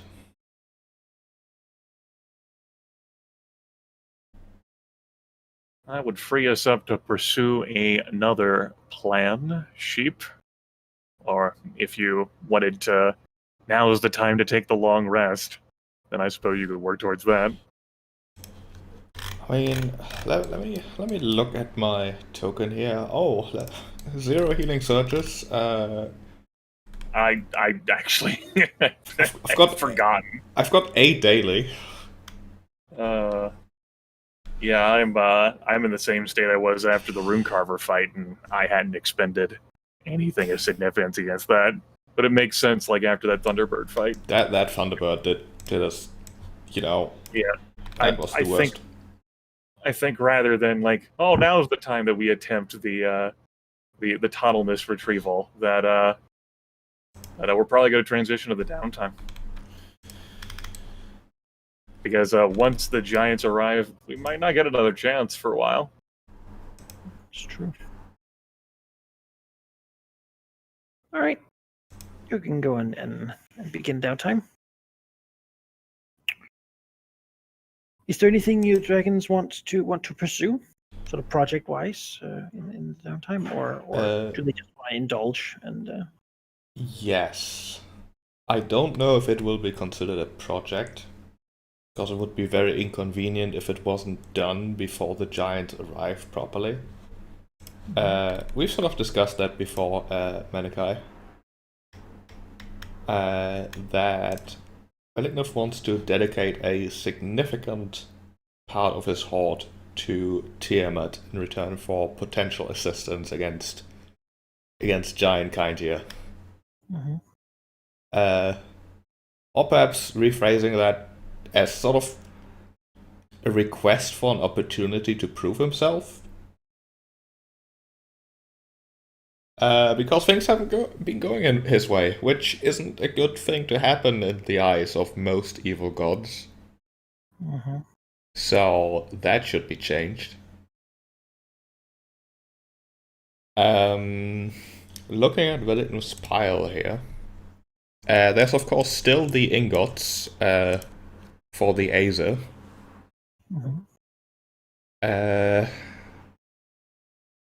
Which do make up a significant part of his hoard. Give me a religion check. A religion check. Where are my skills? Religion.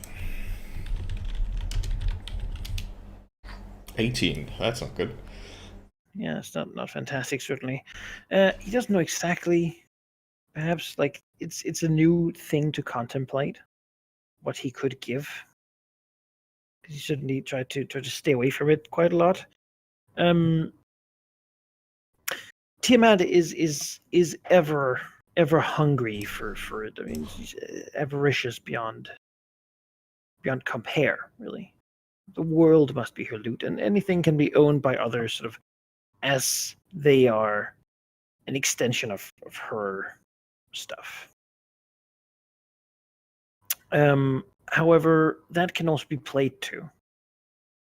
It is possible that an offering to Tiamat could be an oath, for example, of some deed that he will do in return for some power to do so. Dragons are generally powerful beings. Queen of Dragons do accept, like, I swear that I will do something for you, and in return you will empower me in some fashion. Not humans. Humans don't generally get returned on their prayers from Tiamat, but dragons do.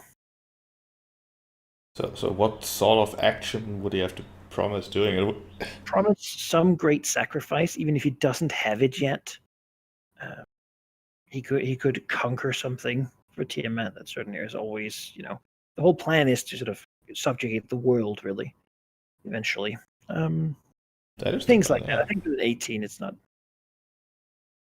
He maybe he's not exactly sure. I mean, would it have to be something he can do in the near future, or like a long-term thing? Well, it would ideally be a sacrifice, something that diverts him from his, or like that shows basically that he is devoted. It might well be in his own sort of. I mean, he's already on with the plan, so to speak. Yeah, what are you thinking? Well, the issue is that most of his plans already revolve around doing exactly that. So it wouldn't really be a sacrifice rather than just doing what he's already doing. I mean, certainly powerful magical things could be sacrificed. There is one magic item that you're not making use out of because it's redundant, right, Sheep? There is, but I feel like it would take the significance out of this if I were to give up something I don't need anyways. Even if it would obviously be the best play. I can see that, but I would make the argument that the draconic greed is such that everything is necessary. Tiamat considers everything to be necessary. That's why she wants it to be hers. That is true. Even surrendering just a small portion of your hoard, something that you're not making use out of, is infinitely consequential because it's yours. And who should dare to have that? Yeah. Looking at this, Villeneuve actually has a couple fairly pricey things that, you know, he would hate to give up, but could certainly do. You know, and you just role-played the transition where, like, these dwarves that he'd worked, like, to befriend in years past, he's so on the verge of snapping that he's like, you know, just fuck it.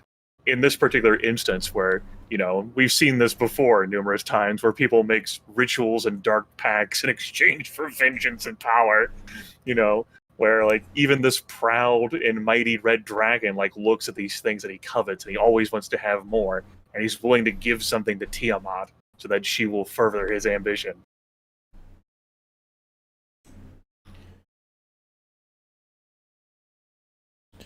Yeah. Yeah, I think I like that. Although just mechanically, like, the items I would be giving up are worth, like, nothing at all in monetary value. Now, if you wanna make a really cool, like, roleplay play, there was the hint of a possession that the fire giant possesses that influences and fucks with dragons in some fashion. Sacrifice that. The promise of that. I sort of want to use that myself, though. Right, which means that it matters, and you wanted to sacrifice something important to you. It mostly matters to me as a player, not to Veliknev as a character. But the decision needs to be impactful. It would impact all of us as well. Veristrix wants it destroyed, but it obviously could be used to, you know, by us, for us. Such a thing would certainly be a mighty sacrifice, given the rarity and just the symbolic nature of this. It is, after all, something made to be the thing that dragons must covet, whether they want to or not. All right. Yeah. Yeah, let's go with that.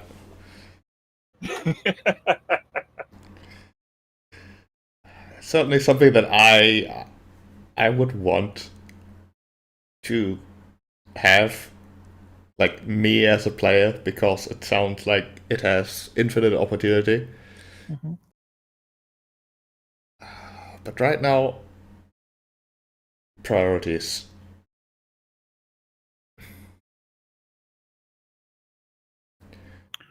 All right, so I suppose we would have, like, Velignith down by the altar, right? With all the different offerings that have been left here by various visiting people. It's probably not as sort of as grand as it should be by all accounts. Just there haven't been that many people visiting, though the ones that have brought, you know, decent gifts. Usually not just in gold and silver, also just in, like, some bundles of silk and you know, marble statuary and whatnot. I think Villeneuve is still gonna bring like a token amount just for the principle of the thing. You know, a dragon giving something up is a reasonable message in and of itself. You can go there and see the Tiamat's star sort of symbol, as he himself instructed it to be made, the 5-pointed star. And how, you know, you as a player describe it a little bit. He probably feels similarly, like, about something of such a power, right? That could be used to control other dragons or gain power over them. But beyond that, something you don't feel that he will feel is a constant, like, draw in the back of his mind, pulling his attention towards it, as if there's something there that like a great desire to own and to have. whatever that thing is, and to be close to it more than anything, sort of seductively, almost like an addiction, unhealthily desirable. Probably making it even harder for him to offer such a thing, because of course once it's offered, I mean, then Tiamat owns it, and she gets really mad that someone else currently has it, which is partly where the help comes from.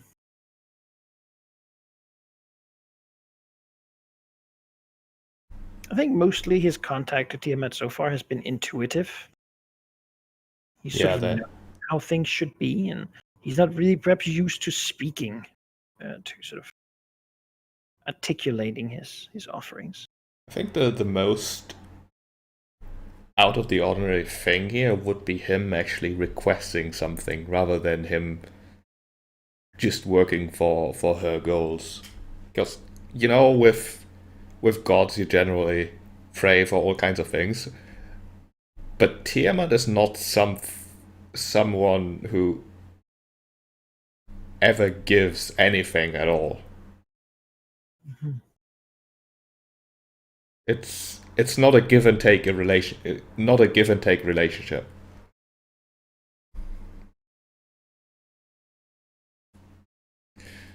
If anything, the only thing Tiamat has given is dragonkind itself, in a sense. And right now, Villeneuve needs to be, just a little more dragon. That'd be good.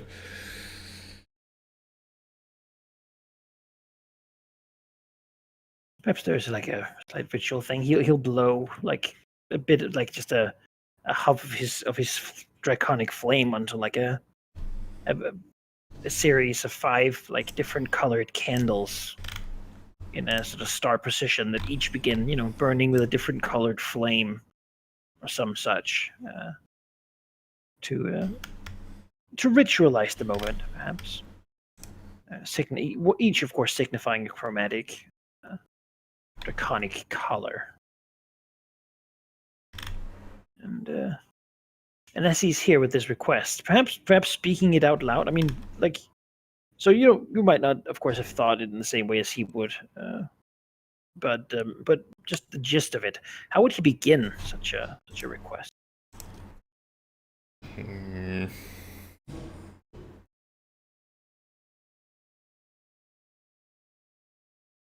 I don't think I know the words exactly. That's not required, yeah. Especially in Valentino's case, I don't think he would have made a grand speech. More like an awkward mumbling of the things he needs. Mm-hmm. He would phrase it in such a way that there has been things that need to be rectified. Ones that he is not capable of rectifying, as has been proven rather recently, unfortunately.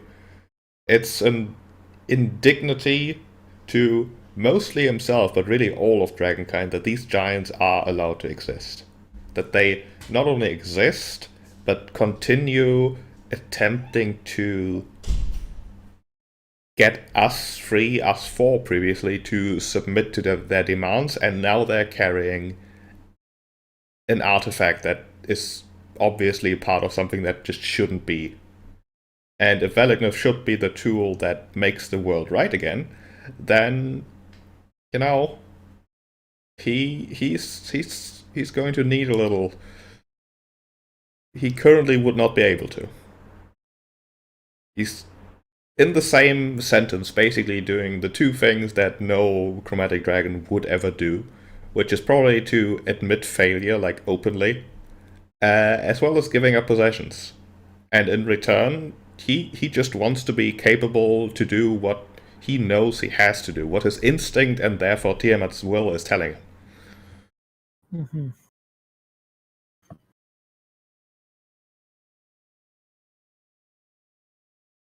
And I think this time is different than when he normally has come here to make people lay sacrifice and such, which really is more symbolic gesture.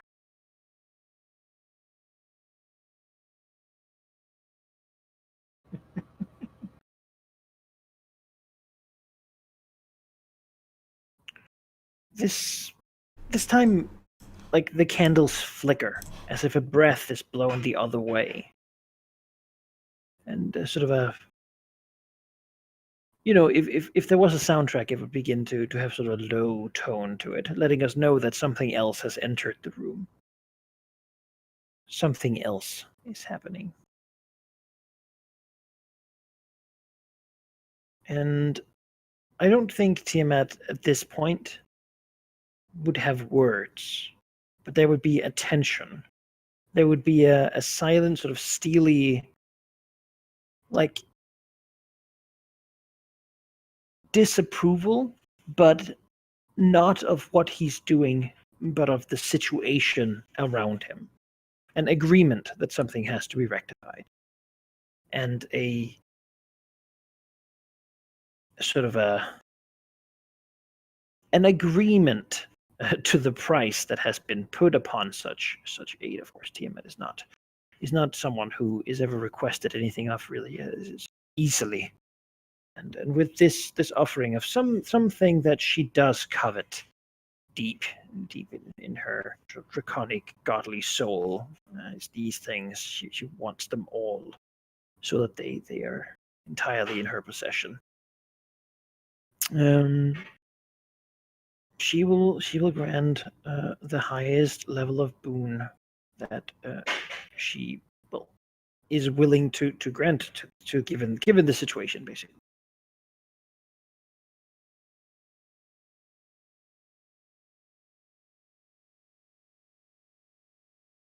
Which ideally should help defend this place, her temple. So there is a couple of different parts to what is done. Of course,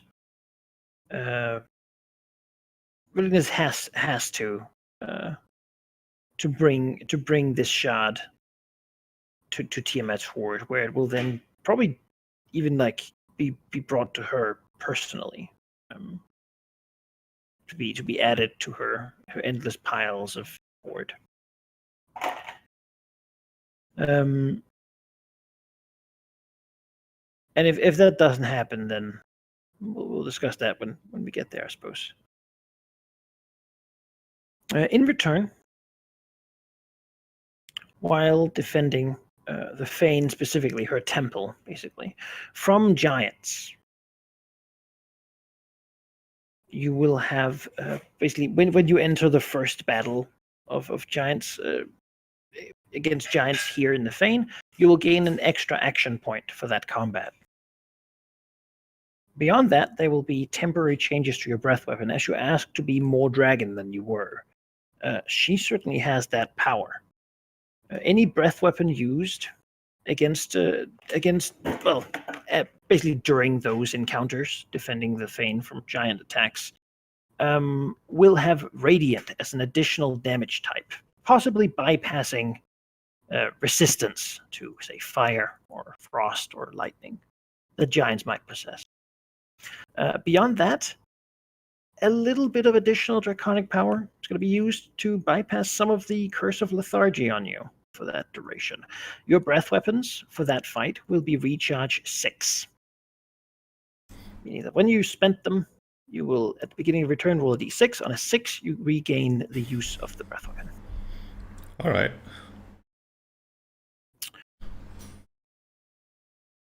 It sounds pretty satisfactory in exchange for the price to me, Sheep. It does, yeah. I hope it'll make a difference. Beyond this, there's more. Because, well, Malignant has, in this, essentially prostrated himself. Like, he's acknowledged that the Queen of Dragons is a necessary, that she is the way, which he very much agrees with. And he's even moved to essentially dedicate his existence to bringing more dragons into that fold, or sort of that conclusion. This is very pleasing, Queen of Dragons. Having dragons who like, few dragons are clerics of Tiamat. Most chromatic dragons have respect and even worship Tiamat, and will give offerings to Tiamat when possible. Very few of them are clerics, in that they sort of dedicate their whole whole existence really to furthering Tiamat's grander goals. And as such, there will be a token of Tiamat's appreciation for this gift. She certainly showed that he's willing to do what it takes at this point. That he will die before he surrenders this situation. And that is that as the candles burn down in the wax where it mixes together, there will be a ring glimmering, a multicolored ring, signifying perhaps clergy to Tiamat. This will be a reflavored version of an existing magic item.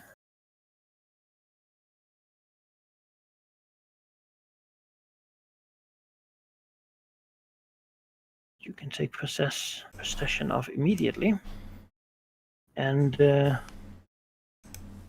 essentially, you as dragons, you know, for the benefit of this item, you count as being a dragon, because it is a version of the Ring of the Dragonborn Emperor, a level 15 common item, which grants a +3 item bonus to damage rolls with close attacks. But because you are a dragon, you gain instead a +5 bonus as well, item bonus, so it doesn't stack, to damage rolls with your dragon breath. All right.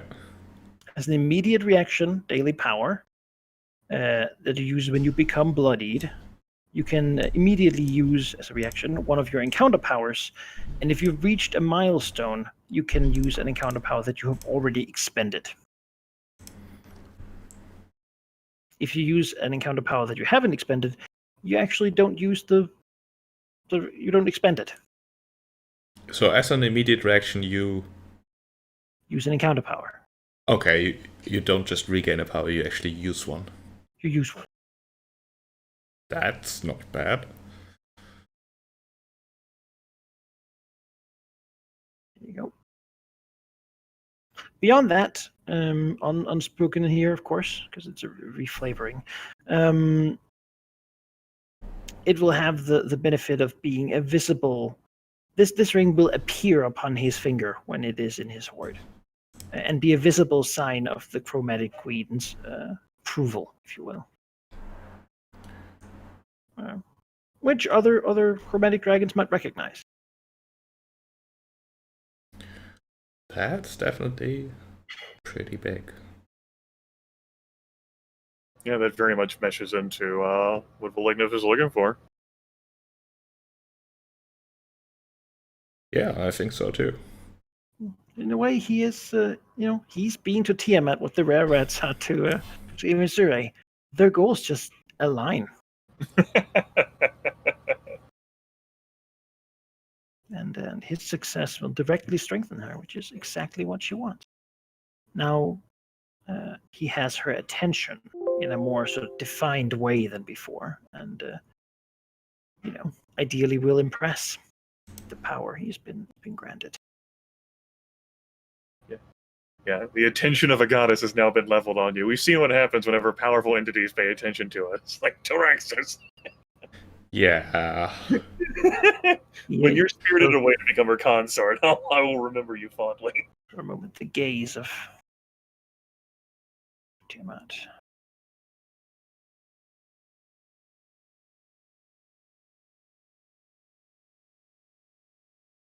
I don't think Valignif is quite at the level of potential Tiamat consort quite yet. Yeah, I like this picture of Tiamat. I think it shows very well what that creature is. Oh, yeah.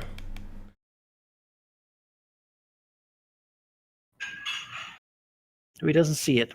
As the candles burn down, he knows, right? He knows that he has been heard, and he feels the intensity of Tiamat's attention. Perhaps he leaves that room with renewed vigor, renewed. he probably leaves it not only with renewed vigor, but also the realization that, he now has the actual attention. Previously, most things he did sort of on a whim, thinking that they were the right thing to do, because how couldn't they be? But now he knows that that's the truth, and that's a scary thought. Mm-hmm. Yeah.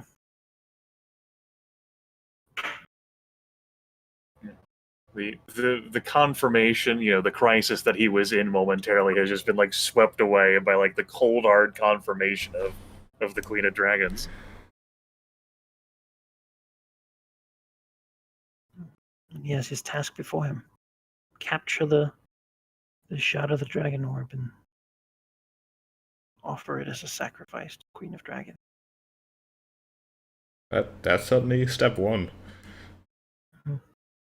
Then the world. I mean, yeah, that's the plan in general, really. Yeah. Like, the whole reason why he got into the whole Tiamat thing in the first place was somewhat fittingly selfish, in that he's looking a way out of the whole, curse and such, and figured that might be a way to do it. But now he's in the middle of it. Now there's no going back on that. Besides, he doesn't want to go back. So yeah, there we go. It's like, so long as you don't want to go back, there's not a way out.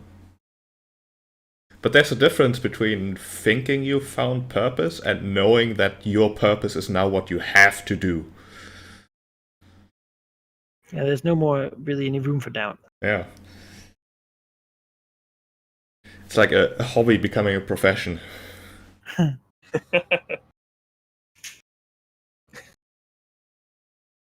Which might become the thing that your life depends on. Yeah. Velith, professional dragon. Dress up in a suit and tie. You've changed, man. Queen of Dragons changed you. Bros before hoes. We all have to grow up. Well, what I was looking to do with my time was far less passionate and commitment-wise than when Full Ignite was done. I'll go ahead and take the long rest and not stay awake and super active the entire time, because she doesn't know when she's going to get a chance to in the future, and she does love a good nap. Mm-hmm. Even though she's not missing much. As for her actual downtime goal that she wants to pursue, we're going to put the Aboleth goal on hold for now. I know I have that's halfway done, so it's a partial thing. Mm-hmm. Right? So, and it doesn't look like immediately we're going to continue to pursue that. So, just going to put that on the back burner. She'll always have that if it comes up as a partial thing. But all this other shit seems more involved. Fuck.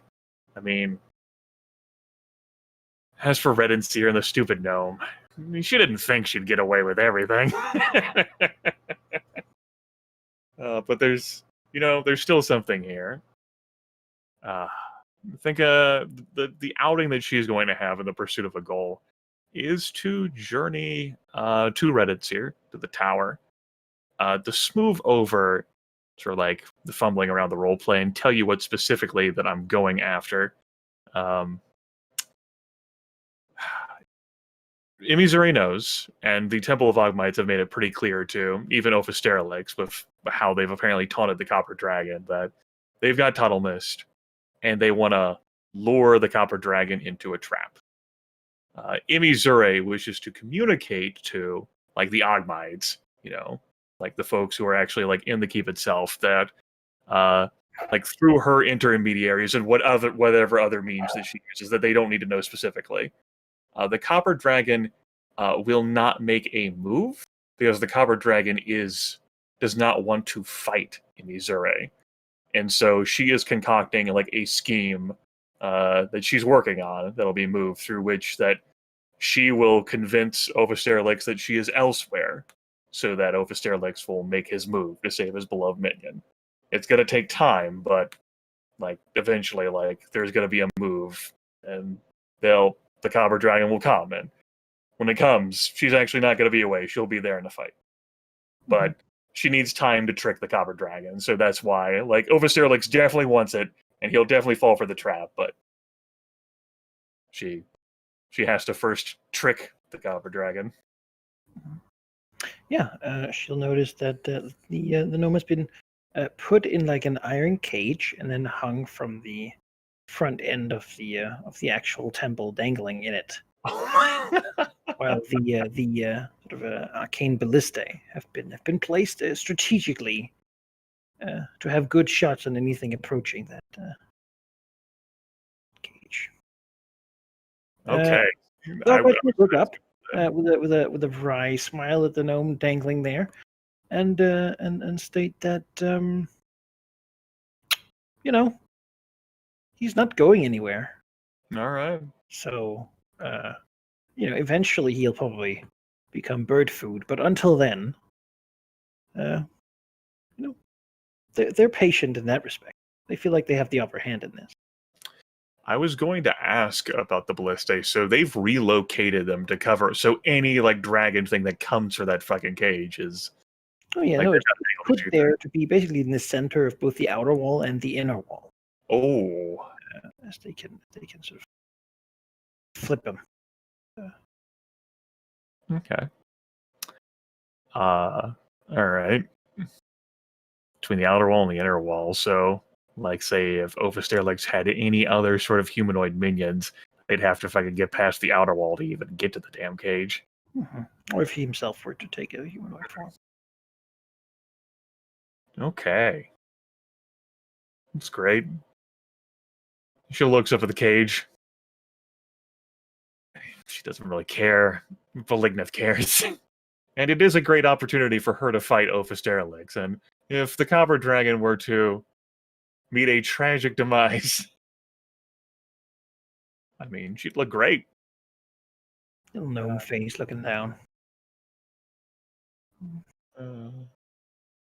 She wants to taunt him, but she doesn't know how to taunt him in this situation. He Without waves. too much. Yeah. For a little help. Mm-hmm. No. I think that's the full extent of it. I don't have a project that I'm going to work on immediately, other than continuing to prepare and fortify the fucking hill, because she's her dread thing in mind is that Fire Giant and fucking Lord of Winter Pipers are going to align, and she doesn't want that to happen. That's Give me a perception check. Yeah, I can do that. Yeah, scoping out what's going on there. I'll do that. My perception bonus. Okay. 1d20 with 4 perception. 19. Yeah, there seems to be something about that cage. It's not just a normal iron cage. It's possible that they have made it so that should the dragon get in possession of it, there might be sort of a failsafe, if you will. That would, you know what? If she notices that, I think she would ask, perhaps stupidly,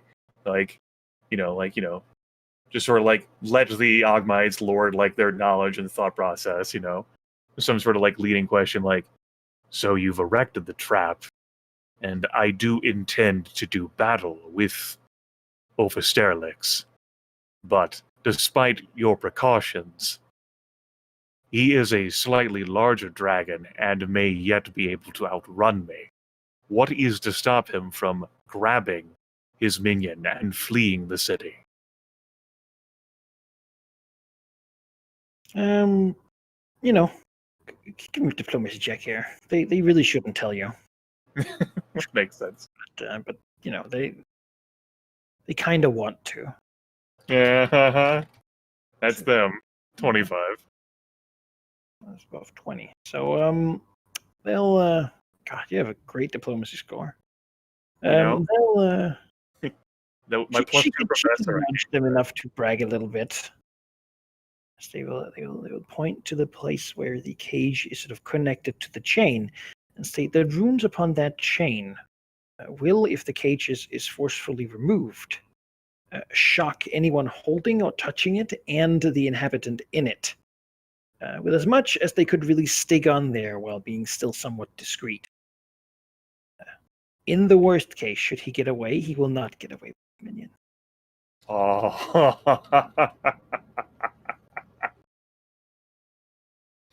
It was simply too close to risk, if you will. Of course. Oh, that's... I'm a level Yumi already loves that. That is beautiful. She will compliment them. Oh, what a fiendish guy. The one to break the Yeah, no kidding. chain. Terrible shock. They seem to be really good with electricity in this place. That gives them the ability to are Mm-hmm. lightning focused. That's their enchantments of choice. Yeah, I suppose that would be a question. Like, like all this lightning stuff they have around. They have a plan like if a blue dragon shows. I'm not gonna ask them that directly. I just think it. Mhm. If only Tilraxos were here. Yeah, it seems their plan is for that is have even more, so that it sort of I suppose if you have enough ballistae. something is resistant. Just you just need more. The thing. No, it doesn't seem like essentially combat really like they're good at it because they're like they have a lot of knowledge and a lot of skill in magic, but it's not their forte. Like they're not a battle force. They're not mercenaries. They don't really go attack anywhere ever. They keep their monastery, and this seems to be sort of the extent of their capability in that respect. They probably Okay. couldn't build them with like acid and fire and all sorts of things. They might not know how, or they might not have the skill to do such safely. All right. Yeah, that'll be the great. I had wondered about questions about the cage, but I ended up answering that pretty well. I wasn't sure how to phrase them, and we ended up here anyway. Cool. Yeah, I'm done. She'll eventually bring this up with Valignith and Ophisterelix, but she's not going to go out of her way to go find the Copper Dragon, and Valignith, like, she doesn't want to bring up this topic with him immediately. She doesn't want to reach out. Yeah. Let's go fortify the dam out of deep fear that bad things are going to get her while she's asleep. Beyond that, Blair. Malignith will be will have visitors during the downtime. Visitors. I hate visitors. Some dusty dwarves have returned from an expedition into the mountains. Oh, I remember that vaguely. Mm-hmm. It's been quite a while, but they believe they found the alleged location of the silver mine, the grand silver mine that was in this mountain range, in the northern part at least. Yet they didn't investigate too deeply. They found a rocky outcropping, a sort of a mountain hill, basically, that had been somewhat flattened.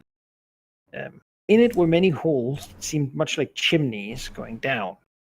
There was also a path they could follow inside, but around it were a myriad of bones. It seemed, and from what they could find, that was confirmed somewhat, that it is a place where wild animals and even like ogres and goblins sort of go to die.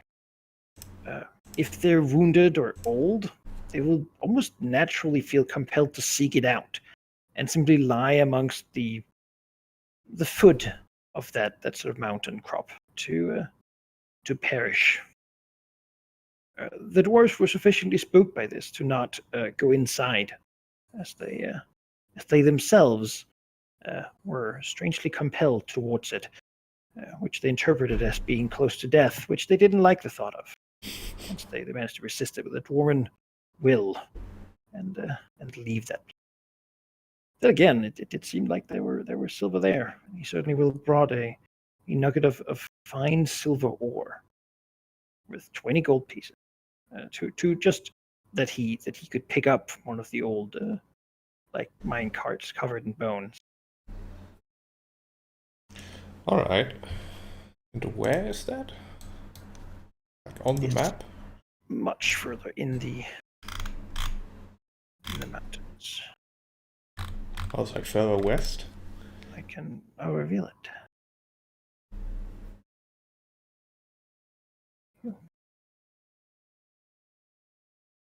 Ancient mine. The plans of the Southern Giants are to get the silver from the Grand Silver Mine.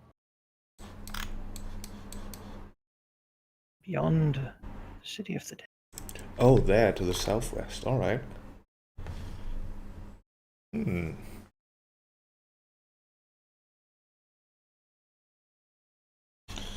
I'll make a note of that.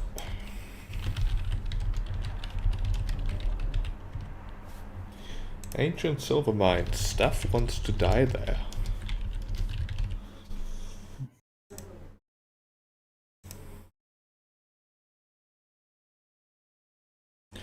Yeah, good job, dwarves. Of course, you could have brought more silver, but They were somewhat spooked, especially since they had to interpret the writing on the outside of a bunch of an old ruined village, where a lich was apparently moving about as well.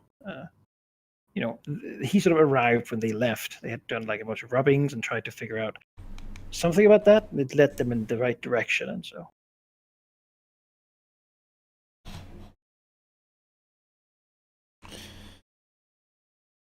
well, alright. As far as visitors go, that was okay.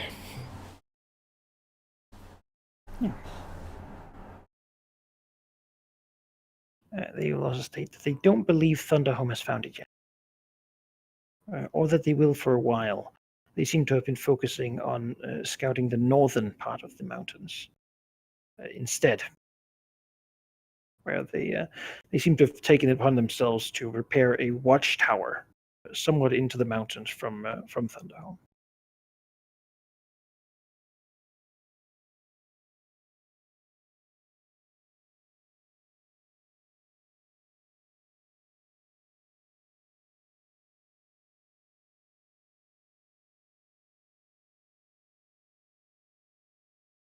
Beyond that, you will not have, I believe, any more visitors. You can take your full rest.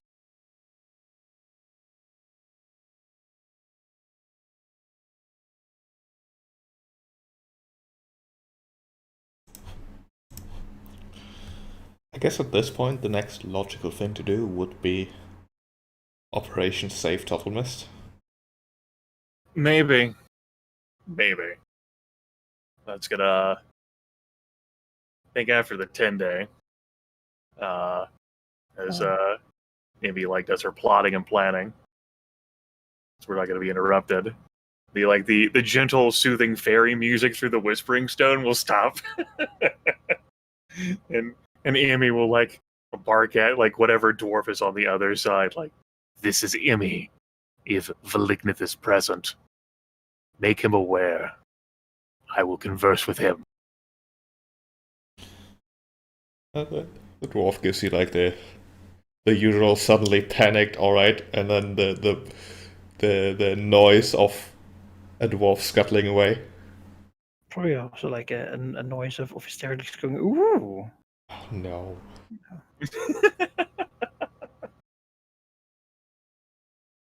And then Valignith will appear and tell Hysterics to go away because this is private. Oh, of course, but he likes the music. Actually, if he's close enough, like I think from the Whispering Stone, like something stone, like Emizure will say, "This actually concerns him too." Well, Delighted. then you can stay.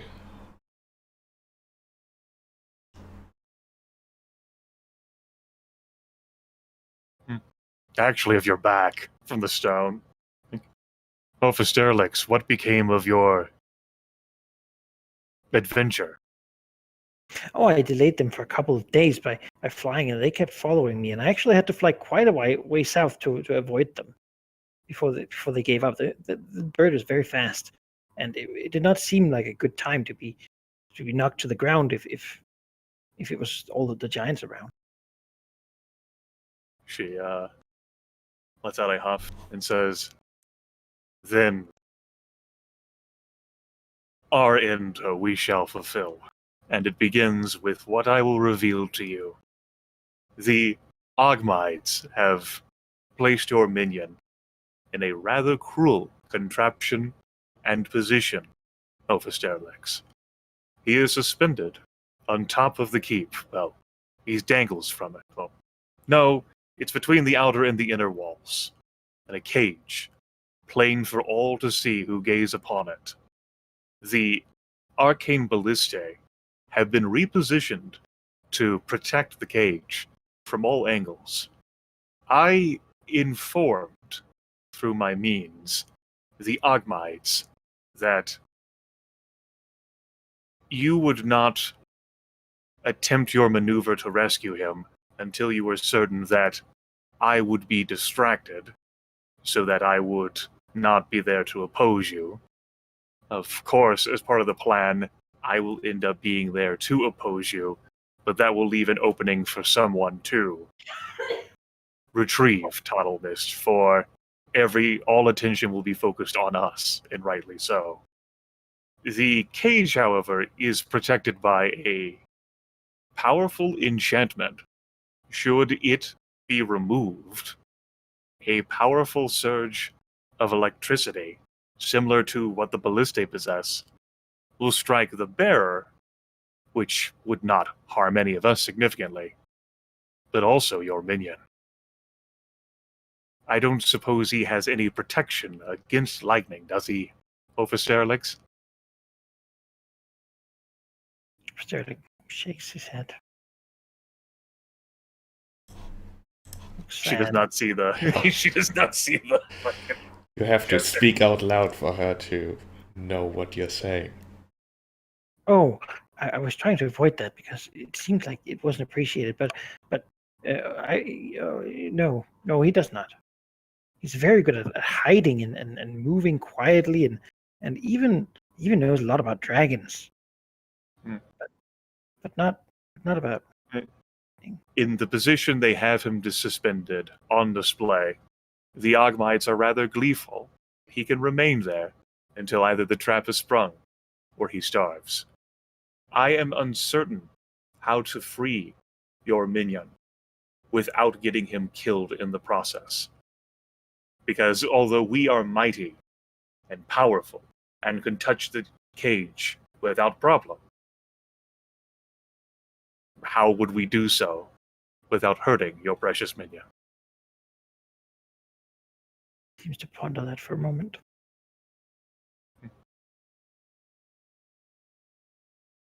But what if if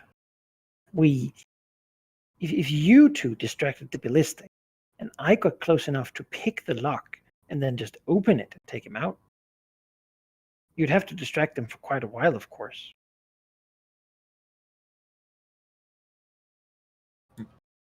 How would you disguise yourself so that you would not be recognized? After all, you are who they want out of this more than anyone else. You are desired by the Ogmites. He nods slightly. It really is quite a devious situation, isn't it? If Valignith and I were, say, to fight, the Ogmites would take notice, but the arcane ballistae would specifically be trained onto you. Valignith does not seek to alter history. It is you they want more than anyone else. What if we painted both of you copper so that they would be confused from the ground? The Ogmites are very knowledgeable about dragons, and you are larger than either of us. It is noticeable. Nods. He knows. Oh, how we wish. What about the third one? Couldn't he help?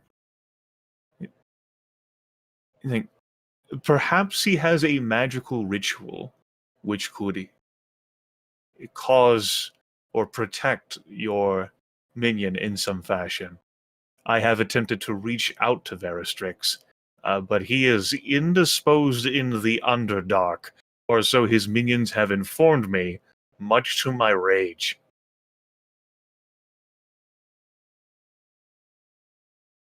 Well, It is. He may have some means to protect a Total Mist. if the issue is Total Mist's survival, then that might not be an issue at all. I'm pretty sure it is an issue, actually. If we manage to extract his body, then there may be ways to return him to life. I wouldn't prefer if he didn't die at all, really. The summer fairies just get to watch as like Missouri just like blinks stupidly at the stone. Of course, it would be preferable if he were to survive, but how? I don't suppose, Emmy, you could sabotage those enchantments while you're there so they wouldn't be an issue in the first place. Missouri says, while I could potentially gain access to the cage, I do not possess the knowledge or skill to disenchant or corrupt what they have done. That is very much the realm of Veristrix.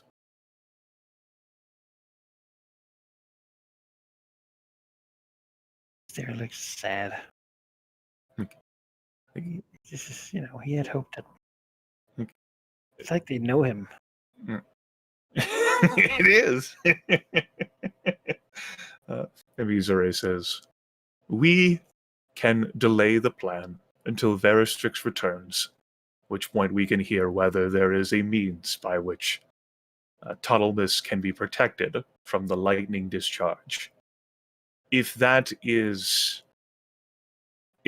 is incapable of doing so, then perhaps there is a means by which we can numb sensation in Tuttlemus so that he does not feel anything for a time. What you're describing is death. What I am describing is an attempt to avoid pain.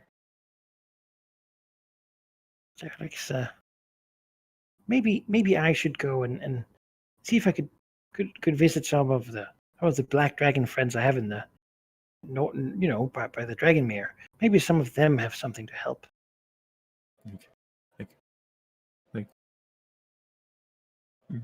She says, after all, he is your minion. Take whatever precaution. They usually don't like me rifling through their stuff, but maybe there's something there. It will afford us here the opportunity to deal with the giants you distracted over Sterlix. I appreciate what you have done. You do? Over Sterlix will just take it. Mm-hmm.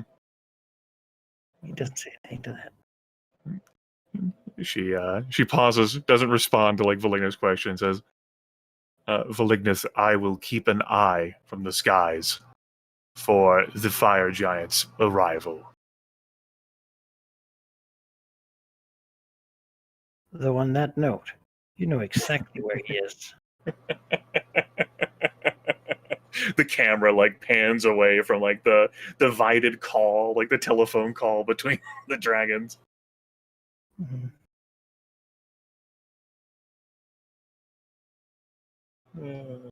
Shit. Dum-de-dum-de-dum.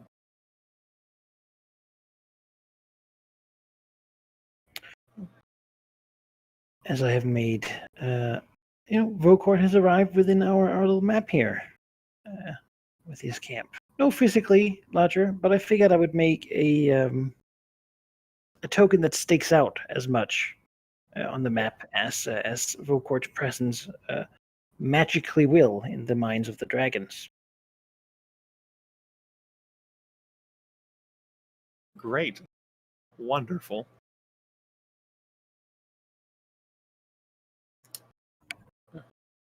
Since you had wanted to end today's session earlier, Manikai, it seems most appropriate to end with like the time passing until the expedition just returns to the dam, and have that be the final scene for the session.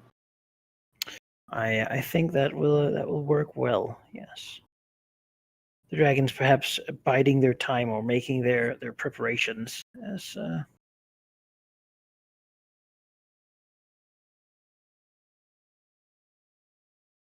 they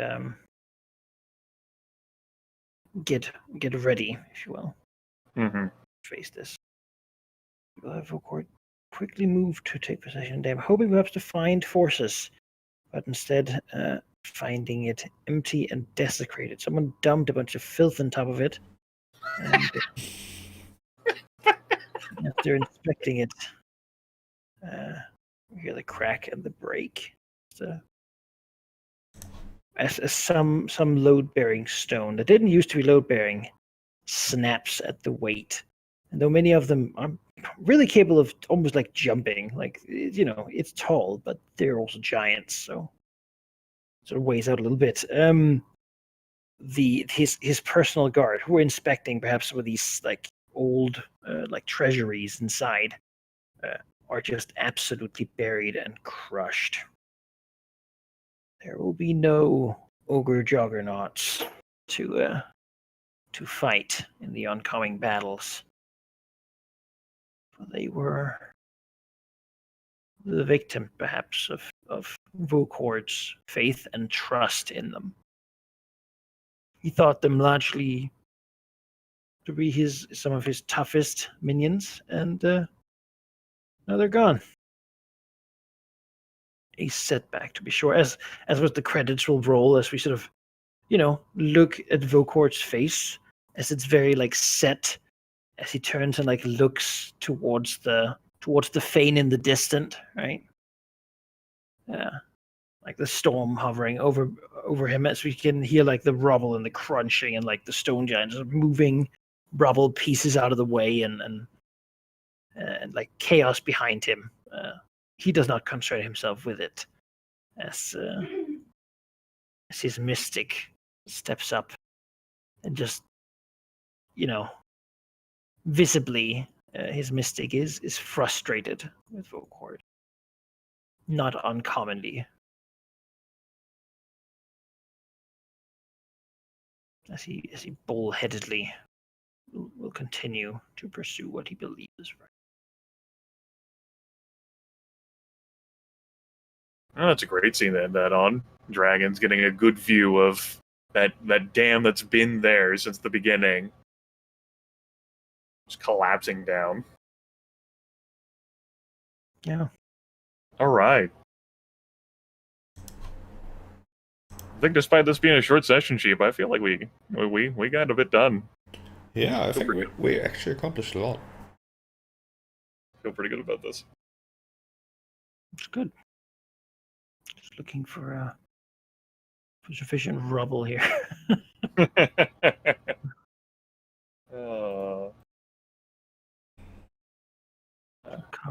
Cover this. There was a question from Zale, or perhaps Zale, in the chat about why we didn't target the other rune carver, a giant, and reasoning behind that is, well, as Sheep and I discussed, like those ogres have been like incredibly effective against us, even as we've gotten larger. Just what they're capable of doing, like they're hit point sponges, and they represent a real threat. With what actions they can do, and they are effective distractions against like giants. And also my personal case, I don't know how Vokord reacts without any rune carvers. Like I don't know where that story goes.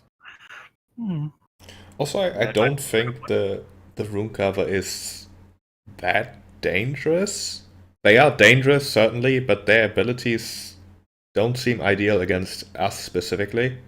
Like, Villignev can just cancel the effect, which makes most of their follow-ups not that great. Emmy can teleport out of the area they do. So I'm okay with facing those. There's also clear action economy value in getting, 2 ogres instead of a giant. Yeah. Our main issue, I still believe, is like single target damage. So taking out as many hit points as possible with these attacks is preferable over taking out a controller who's not... I mean, they're quite sturdy, but not too ogre sturdy.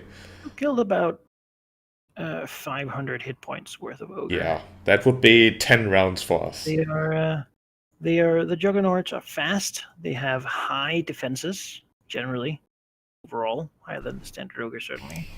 High hit points. They're brutes, so they do tons of damage, hit hard, and have a lot of hit points, but nothing too fancy. Their signature move is, I believe you've fought Fisnak once before, is a recharge ability, which allows them to push an enemy up to their speed and deal damage per square, which is Tyraxos ate that shove, and I remember when that happened. And prone is their the power that they can deliver on a consistent basis. And I think there's also a symbolic value in that as well. If the Juggernauts are, Vokord's trusted and prized, minions like his personal bodyguard, for those almost as if it were specific targeting, which it was, them and no one else to suffer.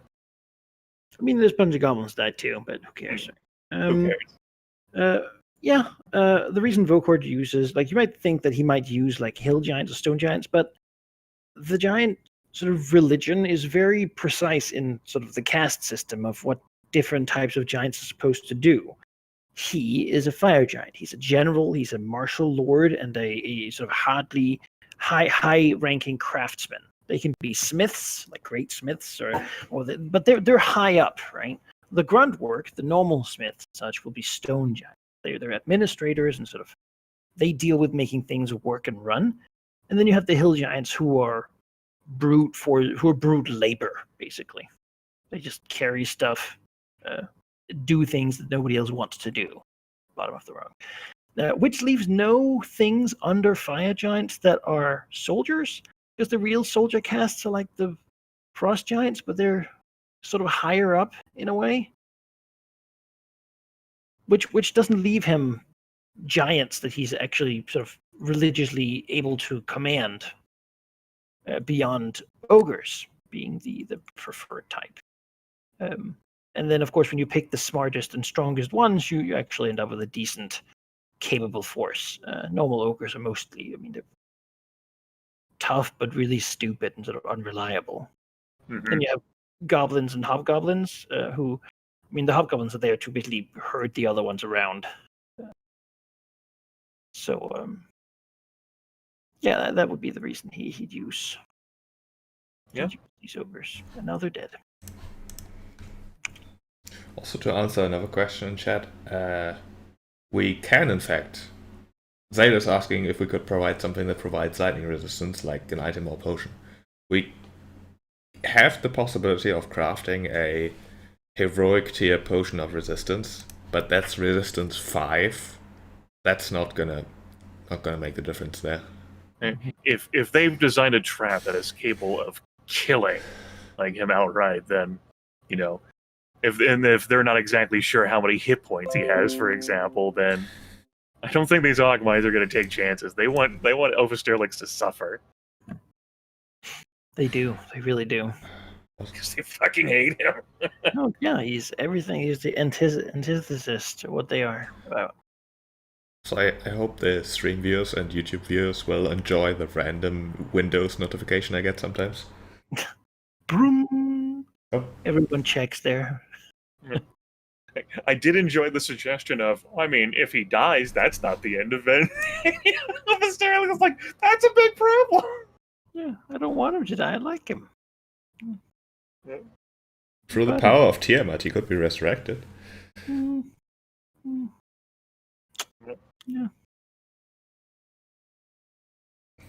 Was I know last session that I was missing you you wanted to embrace like Valignif, the discovery of what enemies already done, and then like you wanted to be angry at it. How was it this session, Chief?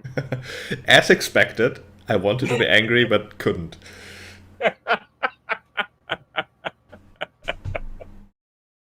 You described it as being so angry you found a place to not be angry. Oh, it was beautiful. I mean, the next step above being angry at that point would be to get violent, which is not... That's not reasonable. Like, what's the ideal result that Valignif could have there? Yeah, you can really see that his character's grown wiser with his years.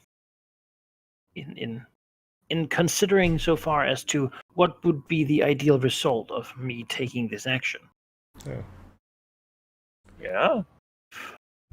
There was a huge amount of character development from Valignif, from him basically, I wouldn't say turning on the dwarves, but him like he's not their friend. It's really never been. Mm-hmm. There was a time where he embraced that. He wanted to have like followers. Like I remember, like our characters talking about that, like followers who were committed and passionate, and who wanted to serve, and who didn't need to get the stick, as it were. The stores very much got the stick from Valignif today. That's true. They got told get it done, and they did. Or else. Yeah. Well, you don't want to be around an angry red dragon. No. There are no no one could be surprised that this would be a like. That's the thing, right? The dwarves are like they don't like it, but it is sort of in the cards when you work for Red Dragon. He's right. They can't be surprised by the outcome. Like this is not atypical. You have to sort of be okay with the certain type of leadership if that's what you're doing. Then again, the dwarven clan mother basically said, "You're my youngest son. There's no space for you. Here, you can make an impact upon the world. Go do it. Be someone. This is your chance. I'm giving this to you. Repair the ancient hold. You can have it as your dwarven hold. The red dragon would be a great, like, suzerain." Maybe at some point Valignif will even learn his name. Yeah. It's been said many times, but I haven't changed the token because I figure the dwarves don't care. My rule is basically I, as a player, and Valignif as a character, are only going to learn names of things that he considers important.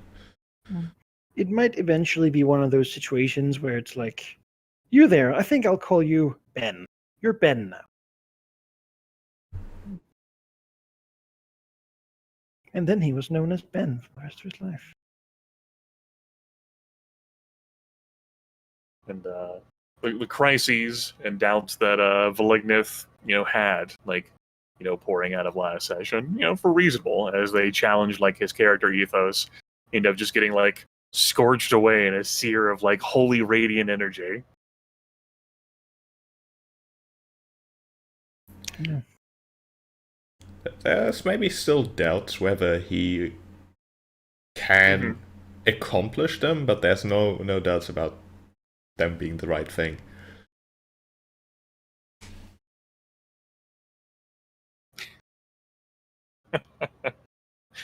And I also think it ends up leading to the potential of a role-playing opportunity of once you get the thing that's coveted, it's like, well, now you gotta sacrifice this to Tiamat. But maybe this will be the time that Valignif turns on Tiamat. Or, maybe one of the other dragons is like, hold on a fucking second, I never said you could give that to Tiamat. What the hell? Fight me. Literally. Maybe there's a fight in the fucking dragon fane.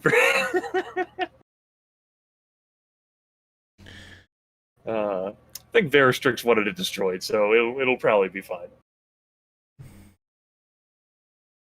Probably. Who knows? Once you have it in your claws. Who knows? I don't even know what it does yet. Maybe it's so good. I'll just. Yeah. All you know is that you want it and you can feel it. Ah, yes, it's this level 30 legendary item. Whenever you see a dragon, you can charm it indefinitely. Yeah. Probably don't want to fight him then. Okay. Yeah, you're like, man, like all these Tiamat really cares about this, and then you get it like, oh, that's why Tiamat cares about it. Maybe. I mean, she doesn't have to know, right? I can keep the ring and the other item. Yes. That's gonna work well, keeping secrets from, like, a god. I mean, there's been people who've turned on Tiamat before. She doesn't have a 100% victory. Exactly. Right? So today we have accomplished a goal, and we have done a skill challenge. Netting each character 800 XP, bringing us to 46,243.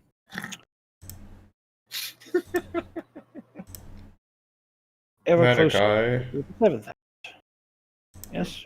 It's like no XP though. Yeah. That's several hundred from level 14. Several nothing. You might, in fact, say that's 800 away. I suppose. All we need to do is do another medium goal and a skill challenge, and we'll have level 14. Yeah. Or the preferred method of getting experience, which is, why don't I get XP from the ogre juggernauts we've killed? This is bullshit. I'm loading the game and I'm fighting them in combat.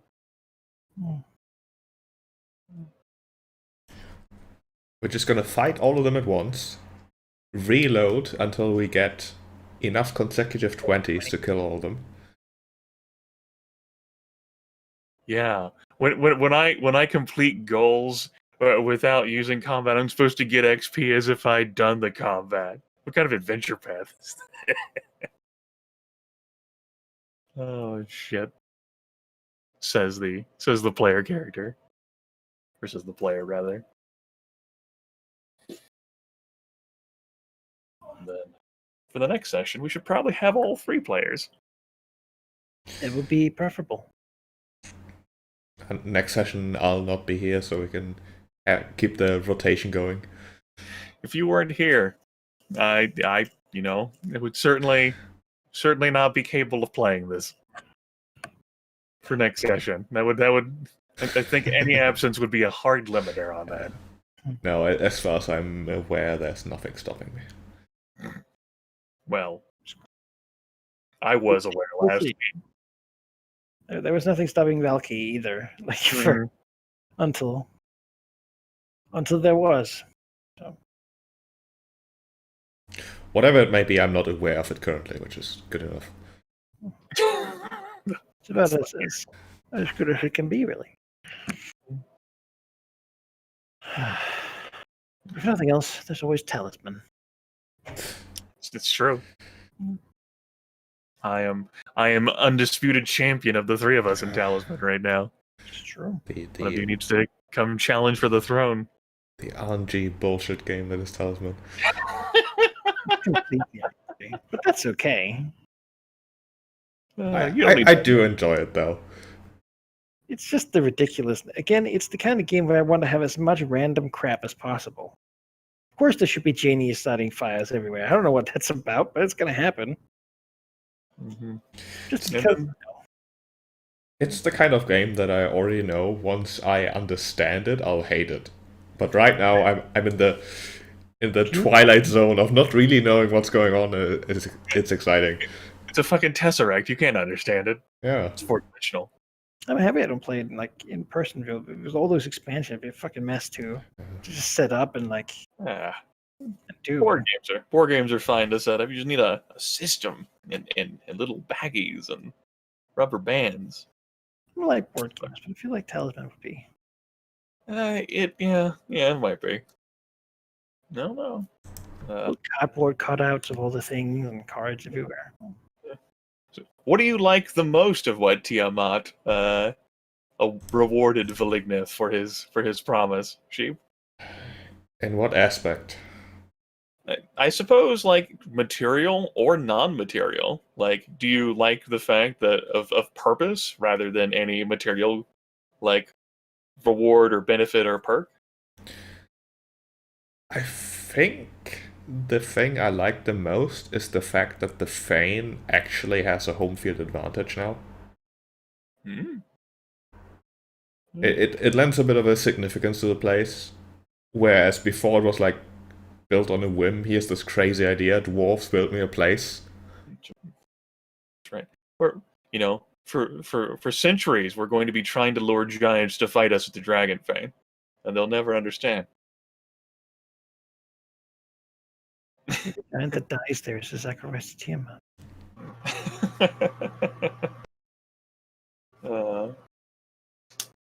Right. This ring of the Dragonborn Emperor. This will be a symbol that can go a two-way street. It's great. One of those symbolic things of Tiamat likes you and Tiamat likes you. I think "like" is too strong a word. There was a song about that. Tiamat acknowledges your existence. Puts a ring on it. Look at Manikai with the That's cultural reference. Pop culture references. Oh, I guess it's not a movie, so it makes sense. Wouldn't know if it was a movie. It's true. A +5 item bonus to your damage rolls with your dragon breath, and an immediate reaction when you become bloodied if you don't feel like using like your other like bloodied thing, or you've already used it because it's daily, right? To use like an encounter power, such as your dragon breath. That would probably be what I spend it mostly on. Helps you further feel like a dragon, which is, something that could be lacking. Also, with the feats I've invested in it, it's actually also really good. Yeah. Makes there's synergy there, damn it. Yeah. Yeah, the novel idea of synergy. Not quite as amazing of a synergy as your like hammer rhythm and your at will attack, but it's getting there. Well, I think yours is thematically like, hell yeah, I'm a dragon, and mine is, hell yeah, I hit you so hard that it doesn't matter. No effort wasted. Yeah, exactly. I am so much dragon that I am too much dragon for you to handle.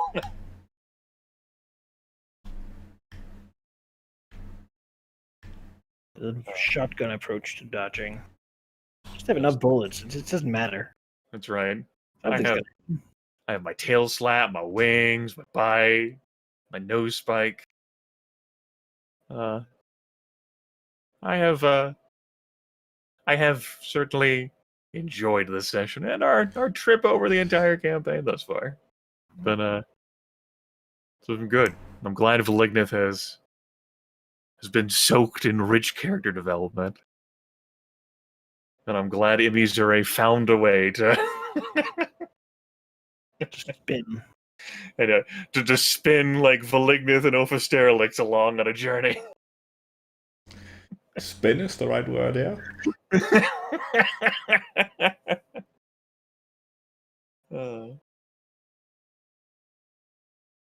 Looking forward to you doing the recap for next session, because I did this one, so that Valky can soak it in of what happened.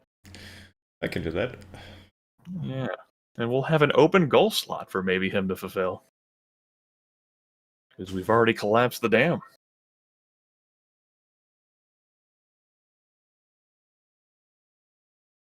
I think we're done here, though. I'm good. I think so. All right, we're good.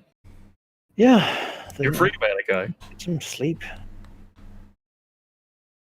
The baker job. All right. And then with that, I'll end the stream. And I will Bye, viewers. Shut down. Bye. Shut down the server. The server is cancelled. So that's cancelled, just like the stream.